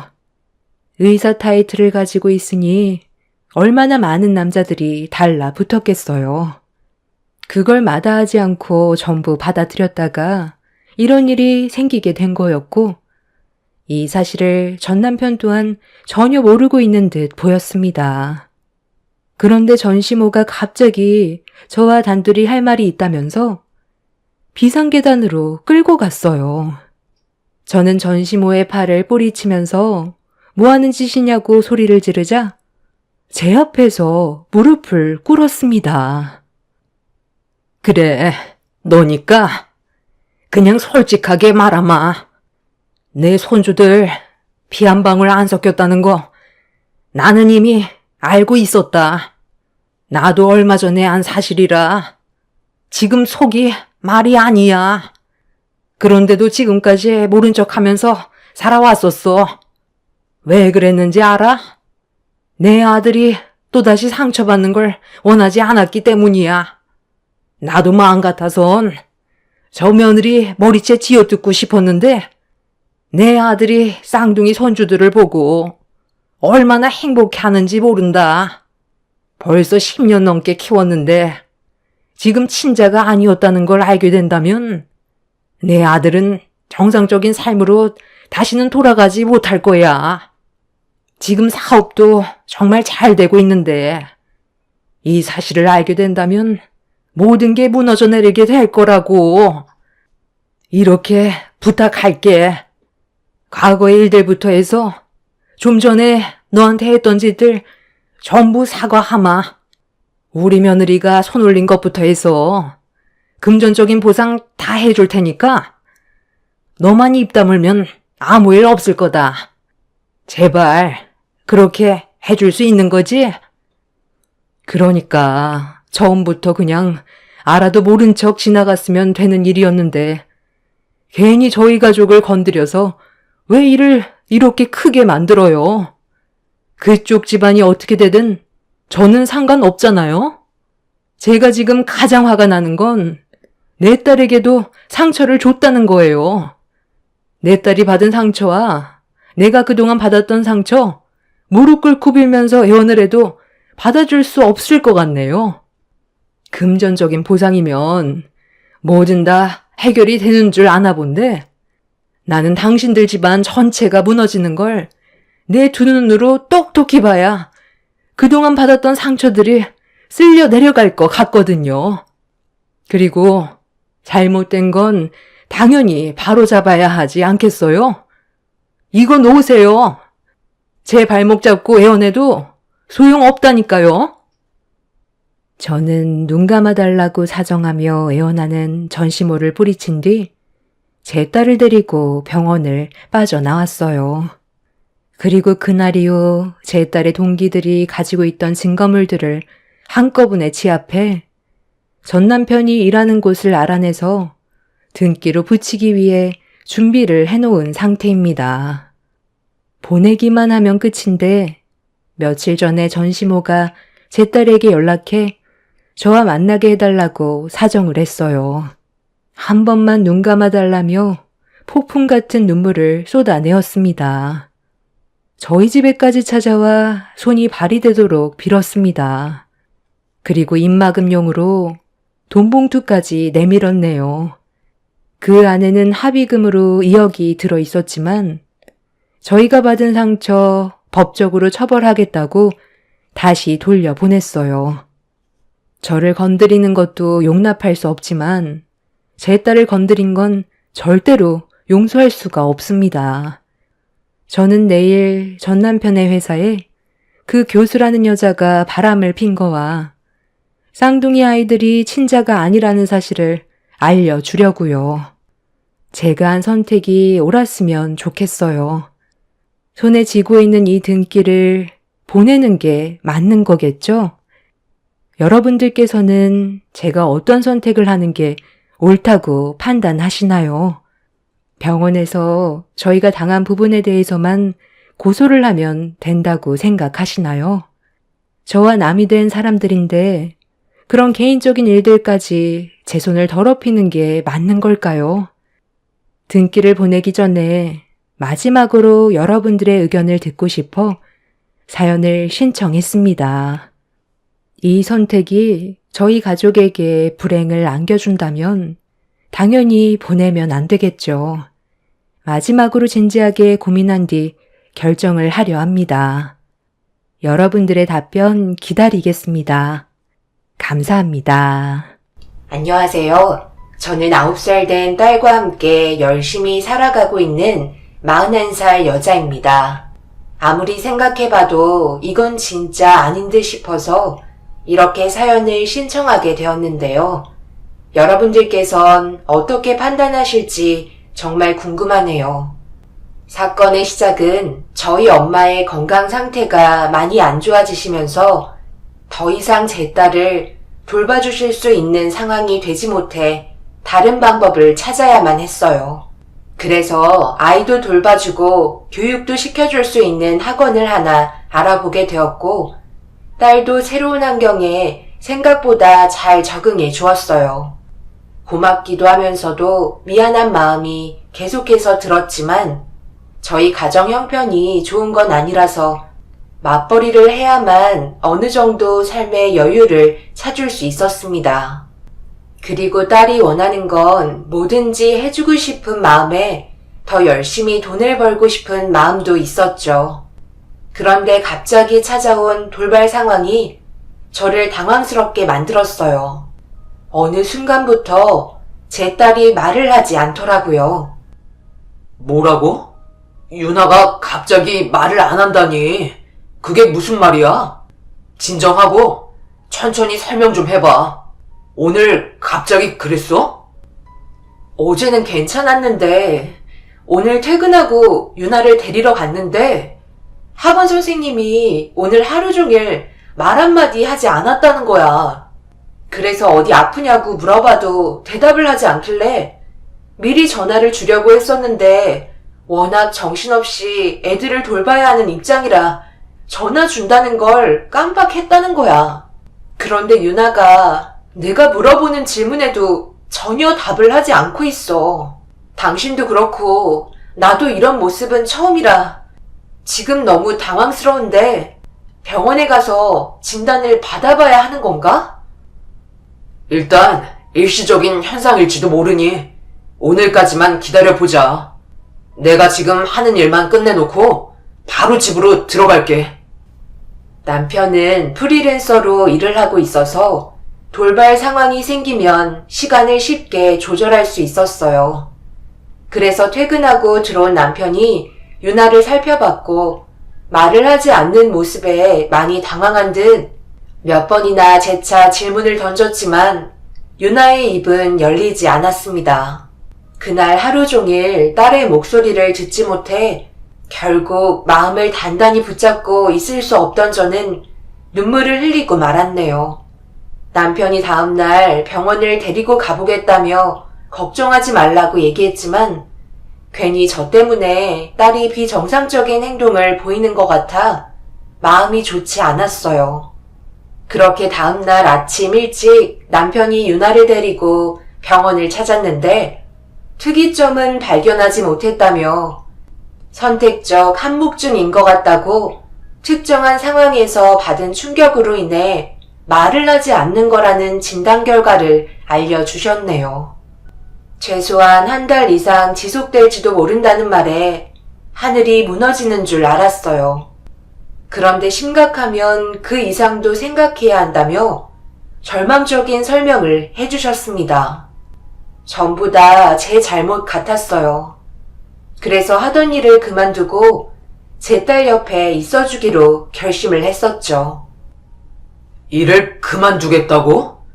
의사가 자연스럽게 괜찮아질 거라고 얘기했잖아. 너무 극단적으로 결정 내리는 거 아니야?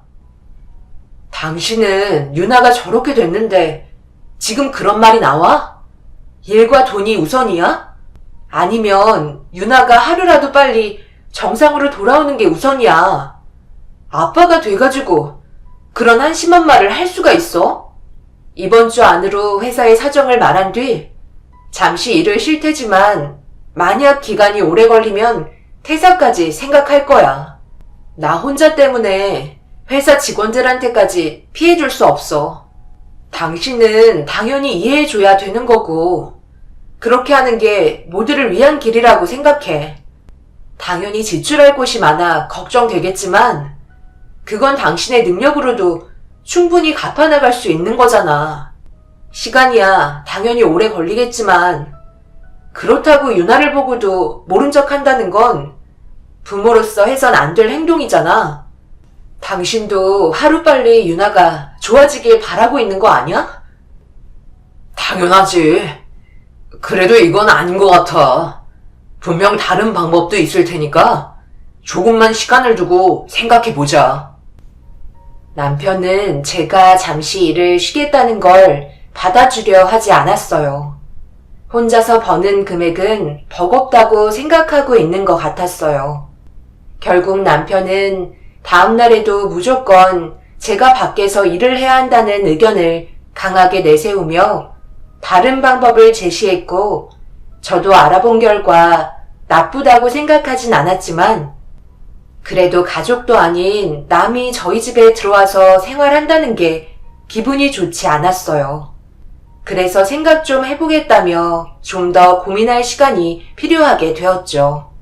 학교 생활도 문제였기 때문에 더 이상 지체할 수는 없을 것 같아 제 딸이 하루빨리 회복이 되는 걸 우선순위로 생각해 치료 보모를 신청하게 되었네요.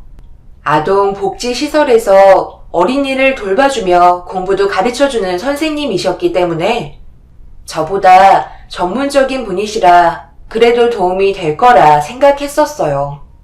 그렇게 보모를 집으로 들이게 되었고 하루 월차를 내서 필요한 부분들을 설명해가며 잘 부탁드린다고 얘기한 뒤 다음날부터 유나의 담당 보모가 되셨습니다.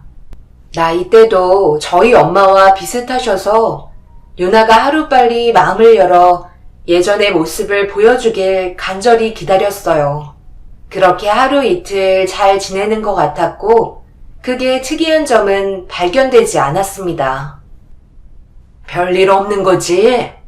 내가 몸만 괜찮았어도 유나 옆에 있어줬을 텐데 정말 미안하다. 새로 들인 보모는 괜찮은 사람 같아? 네, 괜찮은 것 같아요. 유나도 전과 크게 다른 점을 보여준 건 없어서 서로 잘 적응만 하면 좋은 결과가 올 것 같아요. 그리고 시간마다 어떻게 지내고 있는지 사진 찍어서 보내주시고 조금이라도 신경 쓰일 것 같은 상황은 어떻게 처리하면 되는지 자주 도움을 요청해 주셔서 한결 편한 것 같아요. 엄마는 몸부터 신경 쓰세요. 저희 집이랑 거리도 먼데 그동안 고생하셨잖아요. 그동안 저희가 많이 신경 써드리지 못해 죄송하죠. 이번 주 주말에 같이 외식하러 갈까 하는데 시간 괜찮으시죠? 그렇게 엄마와 전화 통화를 끝내고 화장을 지우고 있는데 화장대에 제가 매일 순서대로 정리해둔 화장품 순서가 뒤죽박죽으로 되어 있더라고요. 제 딸은 안방에 들어올 일도 없고 출근할 때 방문도 잠가 놓는 상태라 뭔가 이상했었죠. 그래서 보모에게 전화를 걸어 안방에 들어온 적이 있으시냐고 여쭤보니 그런 적 없었다며 난감해 하시길래 죄송하다며 방에 있는 딸에게 찾아가 조심스럽게 물어봤습니다. 하지만 제가 물어보는 질문에 대답을 해주지 않더라고요. 아침에 정신없이 준비하다가 미처 정리를 하지 못했다고 생각하며 그날은 그냥 넘어가게 되었네요. 그런데 그날 이후부터 조금씩 이상한 점이 한두 개 발견되기 시작했는데 그때부터 저도 모르게 보모를 의심하게 되었어요. 그러면 안 되는 거 알지만 보모가 저희 집에 들어와서 오랜 시간 머물다 가기 때문에 집안에서 무슨 일을 하는지 제가 전부 다 알 수 없어서 그때부터 불편해지기 시작하더라고요. 그래서 이런 고민을 남편과 함께 의논을 하게 되었지만 저와 달리 남편은 크게 신경 쓰지 않았습니다. 당신이 예민한 거 아니야? 내가 봤을 때 크게 변화된 것도 없는데 이런 걸 걱정하면 사람을 어떻게 쓰자는 거야? 집안에서 생활하다 보면 당연히 갑자기 필요하게 될 물건을 찾다가 여기저기 살필 수도 있는 거지. 그리고 우리 집에 가져갈 물건이 어디 있어? 돈 될 만한 거 하나도 없는데 요즘 당신 건망증 있는 거 아니야? 병원에 가서 상담 좀 받아봐야 할 것 같은데. 그러니까 내가 지금 정상적이지 못하다는 말이야? 걱정돼서 하는 말인데 꼭 그렇게 말을 해야 되겠어? 혹시라도 문제가 생길 수도 있을 것 같아 걱정돼서 그런 건데 병원에서 상담 받으라고 말하는 당신은 정상이라는 거야? 뭘 싸우려 들어? 내가 봤을 때 전혀 문제없이 지내고 있는 것 같은데 너무 예민하게 받아들여서 그런 거지. 이번 달까지 유나 좋아지지 않으면 무조건 일 그만두고 내가 직접 옆에 있어 줄 거니 그런 줄 알아. 가족이 아니라서 불편한 점이 얼마나 많은데 유나가 말이라도 했으면 이런 일도 없지. 말도 못하니까 어떤 상황인지 전혀 알 수가 없잖아. 그리고 우리 방문이 가끔 열려 있는데 부모에게 물어봐도 모른다는 말밖에 안 하더라고. 그런데 내가 분명히 출근할 때 안방문을 잠가 놓거든? 유나가 문을 열 수 있는 것도 아닌데 계속 이런 일이 발생되니까 걱정돼서 그런 거야. 내가 어제도 잠깐 집에 들른 적이 있었어. 서류 하나 놓고 간 게 있어서 안방문 열고 들어갔었는데 잠그지 않았나 보네. 이거 봐봐. 남을 의심하기 전에 일단 나한테라도 물어봐야 하는 거 아니야? 내가 물어보니까 퇴근 시간 외에 다른 집에서도 애를 봐주시는 것 같더구만.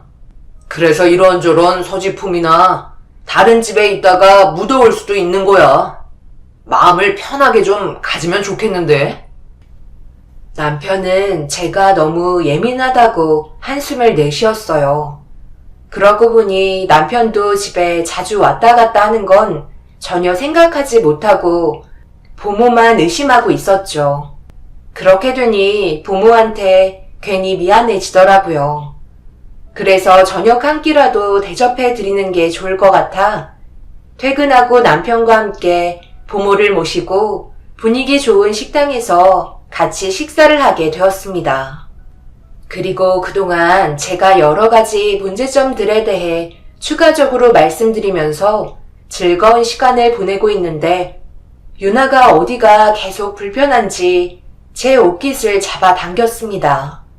무슨 할 말이 있는 것 같아 보여 왜 그러는지 물어봤지만 말은 하지 않고 칭얼거리길래 분위기 좋게 식사를 하다가 난감해하고 있는데 부모는 유나가 졸려서 그런 거라며 시간도 늦었으니 그만 들어가는 게 좋을 것 같다며 먼저 자리에서 일어나셨네요. 사소한 거 하나에도 신경을 써주시려는 모습이 보기 좋았어요. 저희의 상황을 잘 이해해 주셔서 앞으로도 제 딸과 큰 문제 없이 잘 지내주셨으면 하는 마음이 점점 커지게 되었네요. 엄마와도 비슷한 연배시라 고민거리들도 털어놓을 수 있을 정도로 나중에는 상당히 가까워지게 되었어요. 그렇게 한 달의 시간은 금방 지나가게 되었지만 제 딸의 한묵중은 좋아지지 않고 그대로였어요. 어떻게 해야 할지 몰라 보모에게 제가 가지고 있는 고민거리들을 털어놓게 되었습니다. 예전에 다른 집에도 유나와 비슷한 경우가 있었는데 시간이 해결해 주더라고요. 그때 당시 그 아이는 6개월 정도 지나니까 입을 열긴 했는데 한묵중이라는 게 일부러 말을 하고 싶지 않아서 그런 것도 있지만 어떠한 상황에서 정신적인 충격을 받았을 때 그 시간은 더 오래 가는 것 같아요. 이 집 저 집 돌아다니면서 그동안 많은 것들을 보고 듣다 보니 보통은 1년 안에 입을 열었던 경우를 많이 봤네요. 그러니까 너무 걱정하지 마세요. 유나도 충분히 좋아질 수 있어요. 다른 큰 문제는 없어 보이잖아요. 부모가 제일 걱정을 많이 하면 오히려 자식이 그걸 보고 더 많이 불안해 하더라고요. 부모는 저를 진심으로 걱정해주고 계셨어요. 그리고 최대한 제 딸을 더 신경 써 주시겠다며 하루빨리 좋아지길 진심으로 바라셨어요. 그래서 저와 비슷한 경험을 하고 있는 부모들이 있다는 경험담을 듣게 되면서 조금은 안심할 수 있었지만 그래도 부모 입장에서 유나가 하루빨리 정상으로 다시 돌아오길 간절히 바랬습니다. 그런데 그날 부모가 퇴근을 하고 집을 정리하고 있는데 생각보다 긴 머리카락이 여기저기에서 발견이 되더라고요. 보통은 제가 퇴근하고 들어올 시간에 맞춰서 청소기 돌려주시고 제가 오면 퇴근하시는데 그날은 좀 일찍 퇴근하신 터라 청소기를 돌려주시지 못하셨어요. 다른 집에도 가셔야 하니 그러려니 했는데 청소기를 돌리던 도중 제가 아끼던 립스틱이 거실 테이블 밑에서 나오게 되었고 다시 제자리로 돌려놓으려고 한 순간 안방 샤워실에 습기가 가득했어요. 뭔가 싶어 안방을 둘러보고 있는데 드레스룸에 정리해놓은 옷들도 뒤죽박죽으로 되어 있었고 꼭 누가 입어본 것처럼 옷걸이에 걸쳐져 있길래 너무 당황하고 말았어요. 그동안 물건 몇 개 돌아다니거나 정리가 뒤죽박죽으로 되어 있던 거와는 너무나 다른 상황이었어요. 꼭 제가 보길 바라는 것처럼 모든 걸 엎어놔서 결국 화가 치밀어 올라 남편에게 전화를 하려는데 때마침 현관문을 열며 들어오더라고요. 내가 지금 어떤 상황을 겪었는지 알아? 내가 아끼는 립스틱이 거실 테이블 밑에서 발견이 됐다고. 그리고 안방 드레스룸에 내가 아끼던 옷들이 전부 헝클어져 있던데 혹시 내가 알고 있는 사람 말고 다른 사람이 우리 집에 들어오는 거 아니야? 나 이제 퇴근했어. 들어오자마자 스트레스 받아야 되는 거야? 당신이 아침에 출근하려고 이옷저옷 입어보다가 나갔겠지. 사람이 왜 이렇게 예민해진 거야? 제발 그만 좀 하면 안 될까? 나 배고프니까 빨리 밥부터 좀 차려줘. 오늘 일이 얼마나 바빴는데. 당신은 내가 하는 말은 왜 들어주려 하지 않아? 내 성격 알면서 그런 말이 나와? 드레스룸이나 화장품 같은 것들 항상 깔끔하게 정리하는 거 당신도 잘 알고 있잖아. 설마 부모가 내 옷들 입어보시는 거 아니야? 화장품도 발라보고? 유나 돌봐주시다가 심심하면 안방에 들어와서 다 뒤지는 거면 정말 소름 돋을 것 같은데? 당신은 어떻게 생각해? 당신 옷이 부모한테 맞을 거라 생각하는 거야? 걸쳐봤더라도 문제가 될 수 있는 상황을 왜 만드시겠어? 안 되겠다. 당신, 나랑 정말 병원 좀 가봐야 할 것 같아. 내가 왔을 때 유나보다 당신이 더 걱정이야. 한동안 조용하더니 또 시작이네. 남편은 제 말을 더 이상 들으려 하지 않았고 배가 고픈지 저녁밥이나 빨리 달라며 재촉하길래 알아서 차려 먹으라며 남편에게 화를 내고 말았네요. 저를 무시하고 걱정해 주지도 않는 남편의 실망스러운 모습에 밥도 차려주고 싶지 않았어요. 혹시 몰라 딸에게 물어봤지만 고개만 절레절레 흔들 뿐 자기는 아무것도 하지 않았다고 몸으로 표현해주고 있었네요. 다음날 아침에 회사의 사정을 얘기한 뒤 조금 늦게 출근을 해야만 했어요. 그래서 보모를 만나 진지하게 여쭤보게 되었네요. 정말 솔직하게 말씀해 주시면 안 될까요? 아무리 생각해도 이해가 되지 않아서 그래요. 제가 분명히 방문도 잠그고 항상 깔끔하게 정리하고 출근하는데 퇴근하고 들어오면 제가 아끼는 물건들이 밖으로 나와 있거나 드레스룸의 옷들도 헝클어져 있던데 혹시 보모께서 안방에 들어가신 건가요? 그냥 솔직하게 말씀 좀 해주셨으면 좋겠어요. 저희 집에 보모 말고 누가 들어오겠어요. 솔직하게 말씀해 주시면 더 이상 문제 삼지 않을게요. 제가 출근하면 안방 들어오시나요? 정말 죄송해요. 제가 그랬어요. 화장품이나 드레스룸에 걸려있던 옷들이 제 스타일이라 잠깐 몸에 대보고 젊었을 때 생각 좀 하느라 해선 안 될 행동을 하고 말았네요. 저도 과거에는 저런 옷들 많이 입었었거든요. 유나가 잠깐 낮잠 잘 때 혼자 심심해서 안방을 들어가게 되었어요. 워낙 젊게 사시니까 기운 좀 받아보려고 들어갔는데 2번 다시는 이런 일 없도록 할게요. 충격적인 말이 보모 입에서 나오게 되었고 결국 모든 진실이 밝혀지게 되면서 보모를 멍하니 바라보고 있던 그때 갑자기 가방을 뒤적거리시더니 경악할 만한 물건 하나를 꺼내서 제 앞에 보여주시더라고요. 그건 다름 아닌 긴 생머리의 가발이었습니다.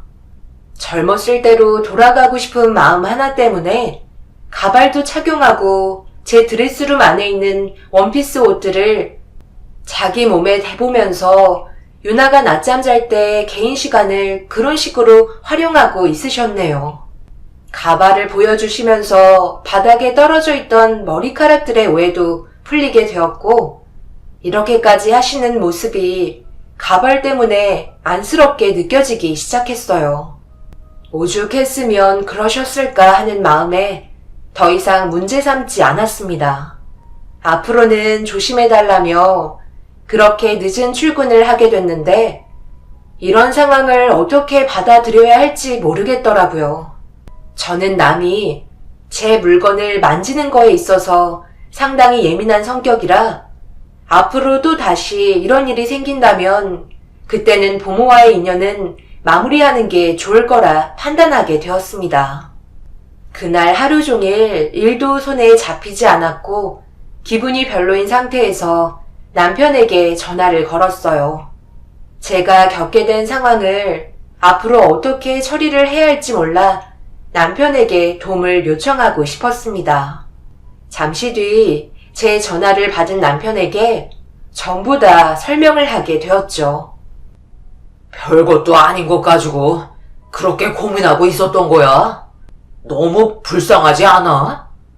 젊었을 때 누리지 못하고 세월 보내셔서 미련이 남아 옷 좀 걸치신 거 가지고 그걸로 보모를 내치려 생각 중인 당신이 더 문제가 있어 보이는데 그 정도는 그냥 애교로 받아들이는 게 속 편하겠다. 일일이 신경 쓰다 보면 스트레스 받아서 살 수 있겠어? 당신이 그랬잖아. 엄마처럼 편한 부분들이 있다고. 저분도 누군가의 엄마로 살아가시는 분이라고. 너무 단면만 보려 하지 말고 그 사람의 마음도 살펴봤으면 좋겠어. 우리가 지금 함께한 시간이 벌써 2달이 넘어가는데 다른 문제 있었어? 가족처럼 편했었잖아. 저분도 마찬가지로 우리를 가족처럼 편하게 생각하고 계신 거라고. 그리고 우리 딸 유나를 진심으로 대해주시잖아.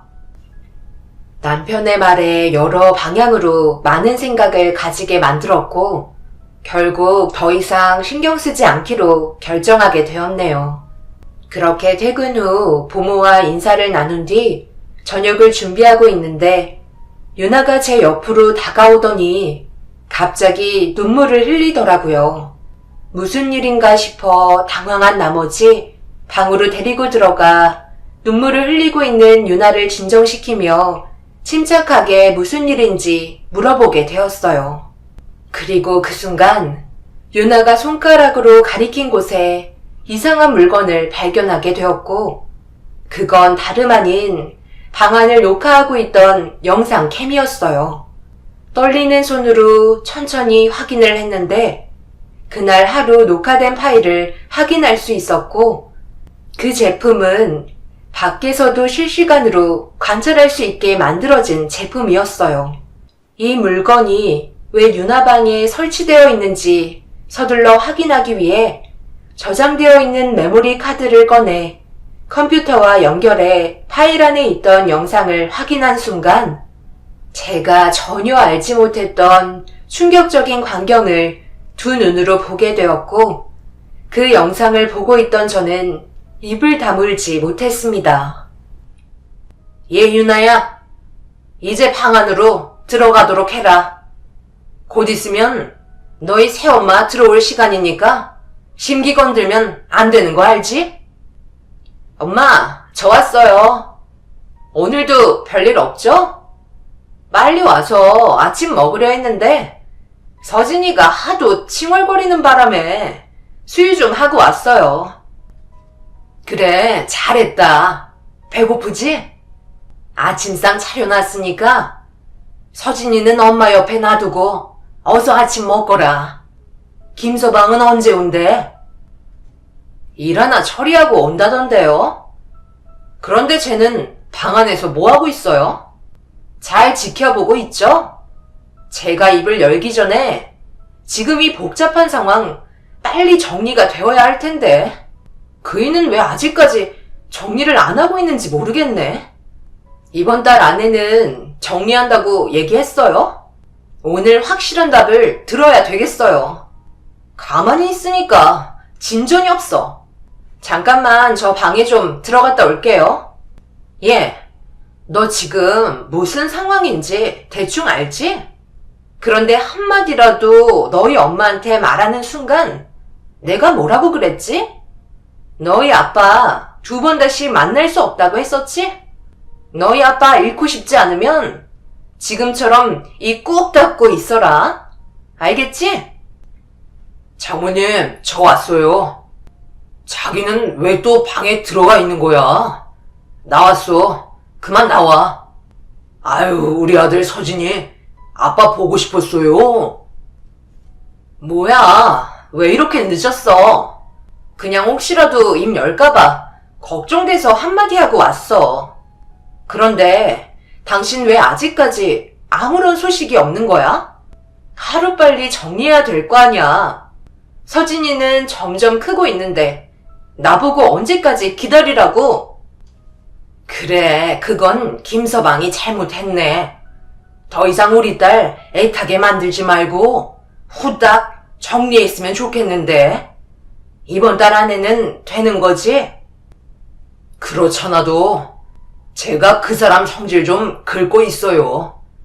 그래서 트집 하나 잡아서 이혼하려고요.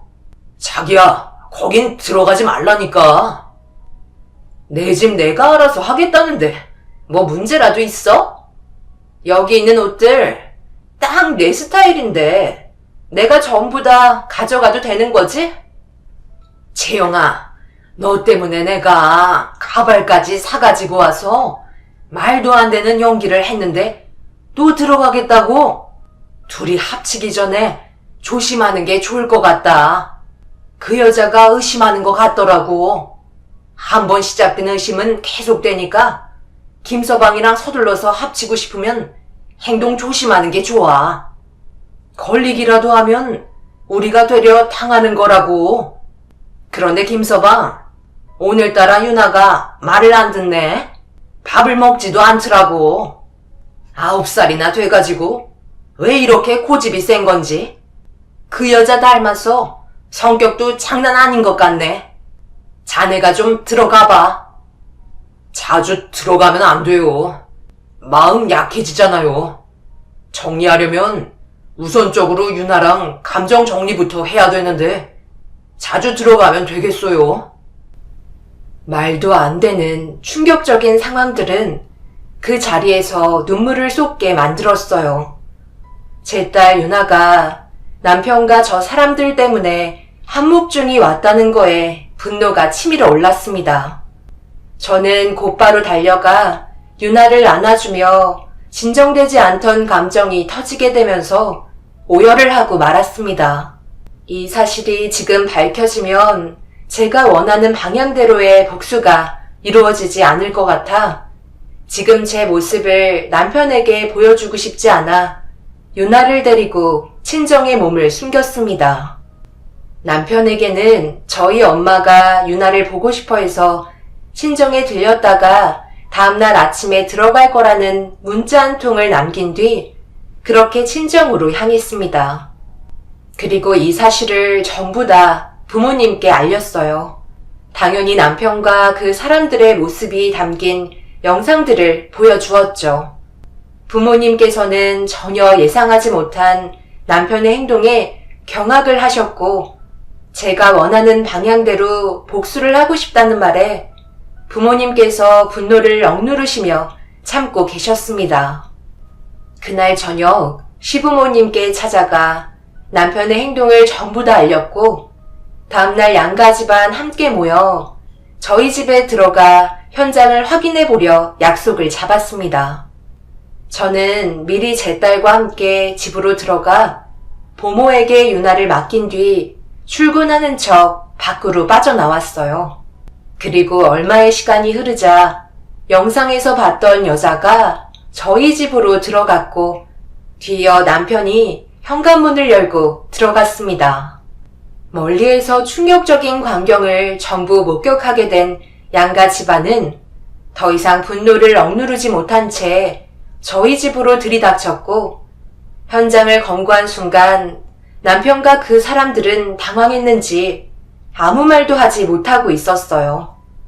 남편의 품에는 그 여자의 아들이 안겨져 있었고 제 딸은 어김없이 방 안에 들어가 있었습니다.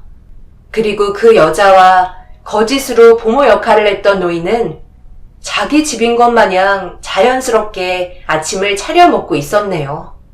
유나 주려고 사놨던 소고기를 그 사람들이 전부 구워 먹고 있길래 접시에 담겨있던 소고기를 그 여자의 면상에 올려치면서 집안은 동네가 떠나갈 정도로 난리가 나고 말았습니다. 남편은 무릎 꿇고 싹싹 빌었지만 이미 모든 상황이 밝혀진 마당에 용서는 없었어요. 오로지 정직하게 살아오셨던 시부모님께서 남편의 어리석은 행동이 집안 망신 다 시켰다며 그 자리에서 매타작을 하셨습니다. 정말 죄송합니다. 잠깐의 실수가 이렇게까지 커질지 몰랐어요. 저도 머리가 하도 복잡해서 정리를 할 수 없어 그동안 괴로웠다고요. 누구에게도 말하지 못하고 유나한테도 미안해서 얼굴도 볼 수 없는 상황이라 저도 중간에서 정말 너무 힘들었어요. 어차피 이렇게 된 거 솔직하게 얘기할게요. 여보, 나랑 이제 그만 끝내자. 나는 당신보다 채영이를 더 사랑하고 있어. 그리고 딸보다 아들이 더 마음에 끌리는 것 같아. 정말 미안해. 하지만 이게 내 진심이야. 들었죠? 그쪽은 이제 아무것도 아닌 빈 껍데기에 불과하다고요. 이 사람이랑 저는 행복하게 살 테니까 그만 이혼해 주세요. 당신이 어떻게 그럴 수 있어? 단 한순간도 의심해 본 적 없었는데 정말 너무한 거 아니야? 내가 순순히 이혼해 줄 것 같아? 유나는 어쩔 거야? 당신의 어리석은 행동 때문에 한목증까지 걸렸는데 죄책감도 들지 않는 거야? 당신은 사람도 아니야. 그날 집안은 아수라장이 되었고 양가 집안 그 사람들의 머리채를 잡고 분노를 표출하였습니다. 결국 법적인 절차대로 진행이 되면서 이혼 위자료와 정신적인 손해배상 그리고 상간녀에 대한 소송까지 전부 다 진행이 되었습니다. 거기에 더해 보모라고 연기를 했던 그 노인은 사기죄로 고소를 진행했어요. 상간녀에게는 남의 물건을 함부로 만지고 사용했기 때문에 절도죄까지 물었습니다. 그리고 지금은 이혼 절차가 완전히 끝난 상태입니다. 더 이상 그 사람들을 만날 일도 없고 남남이 되었죠.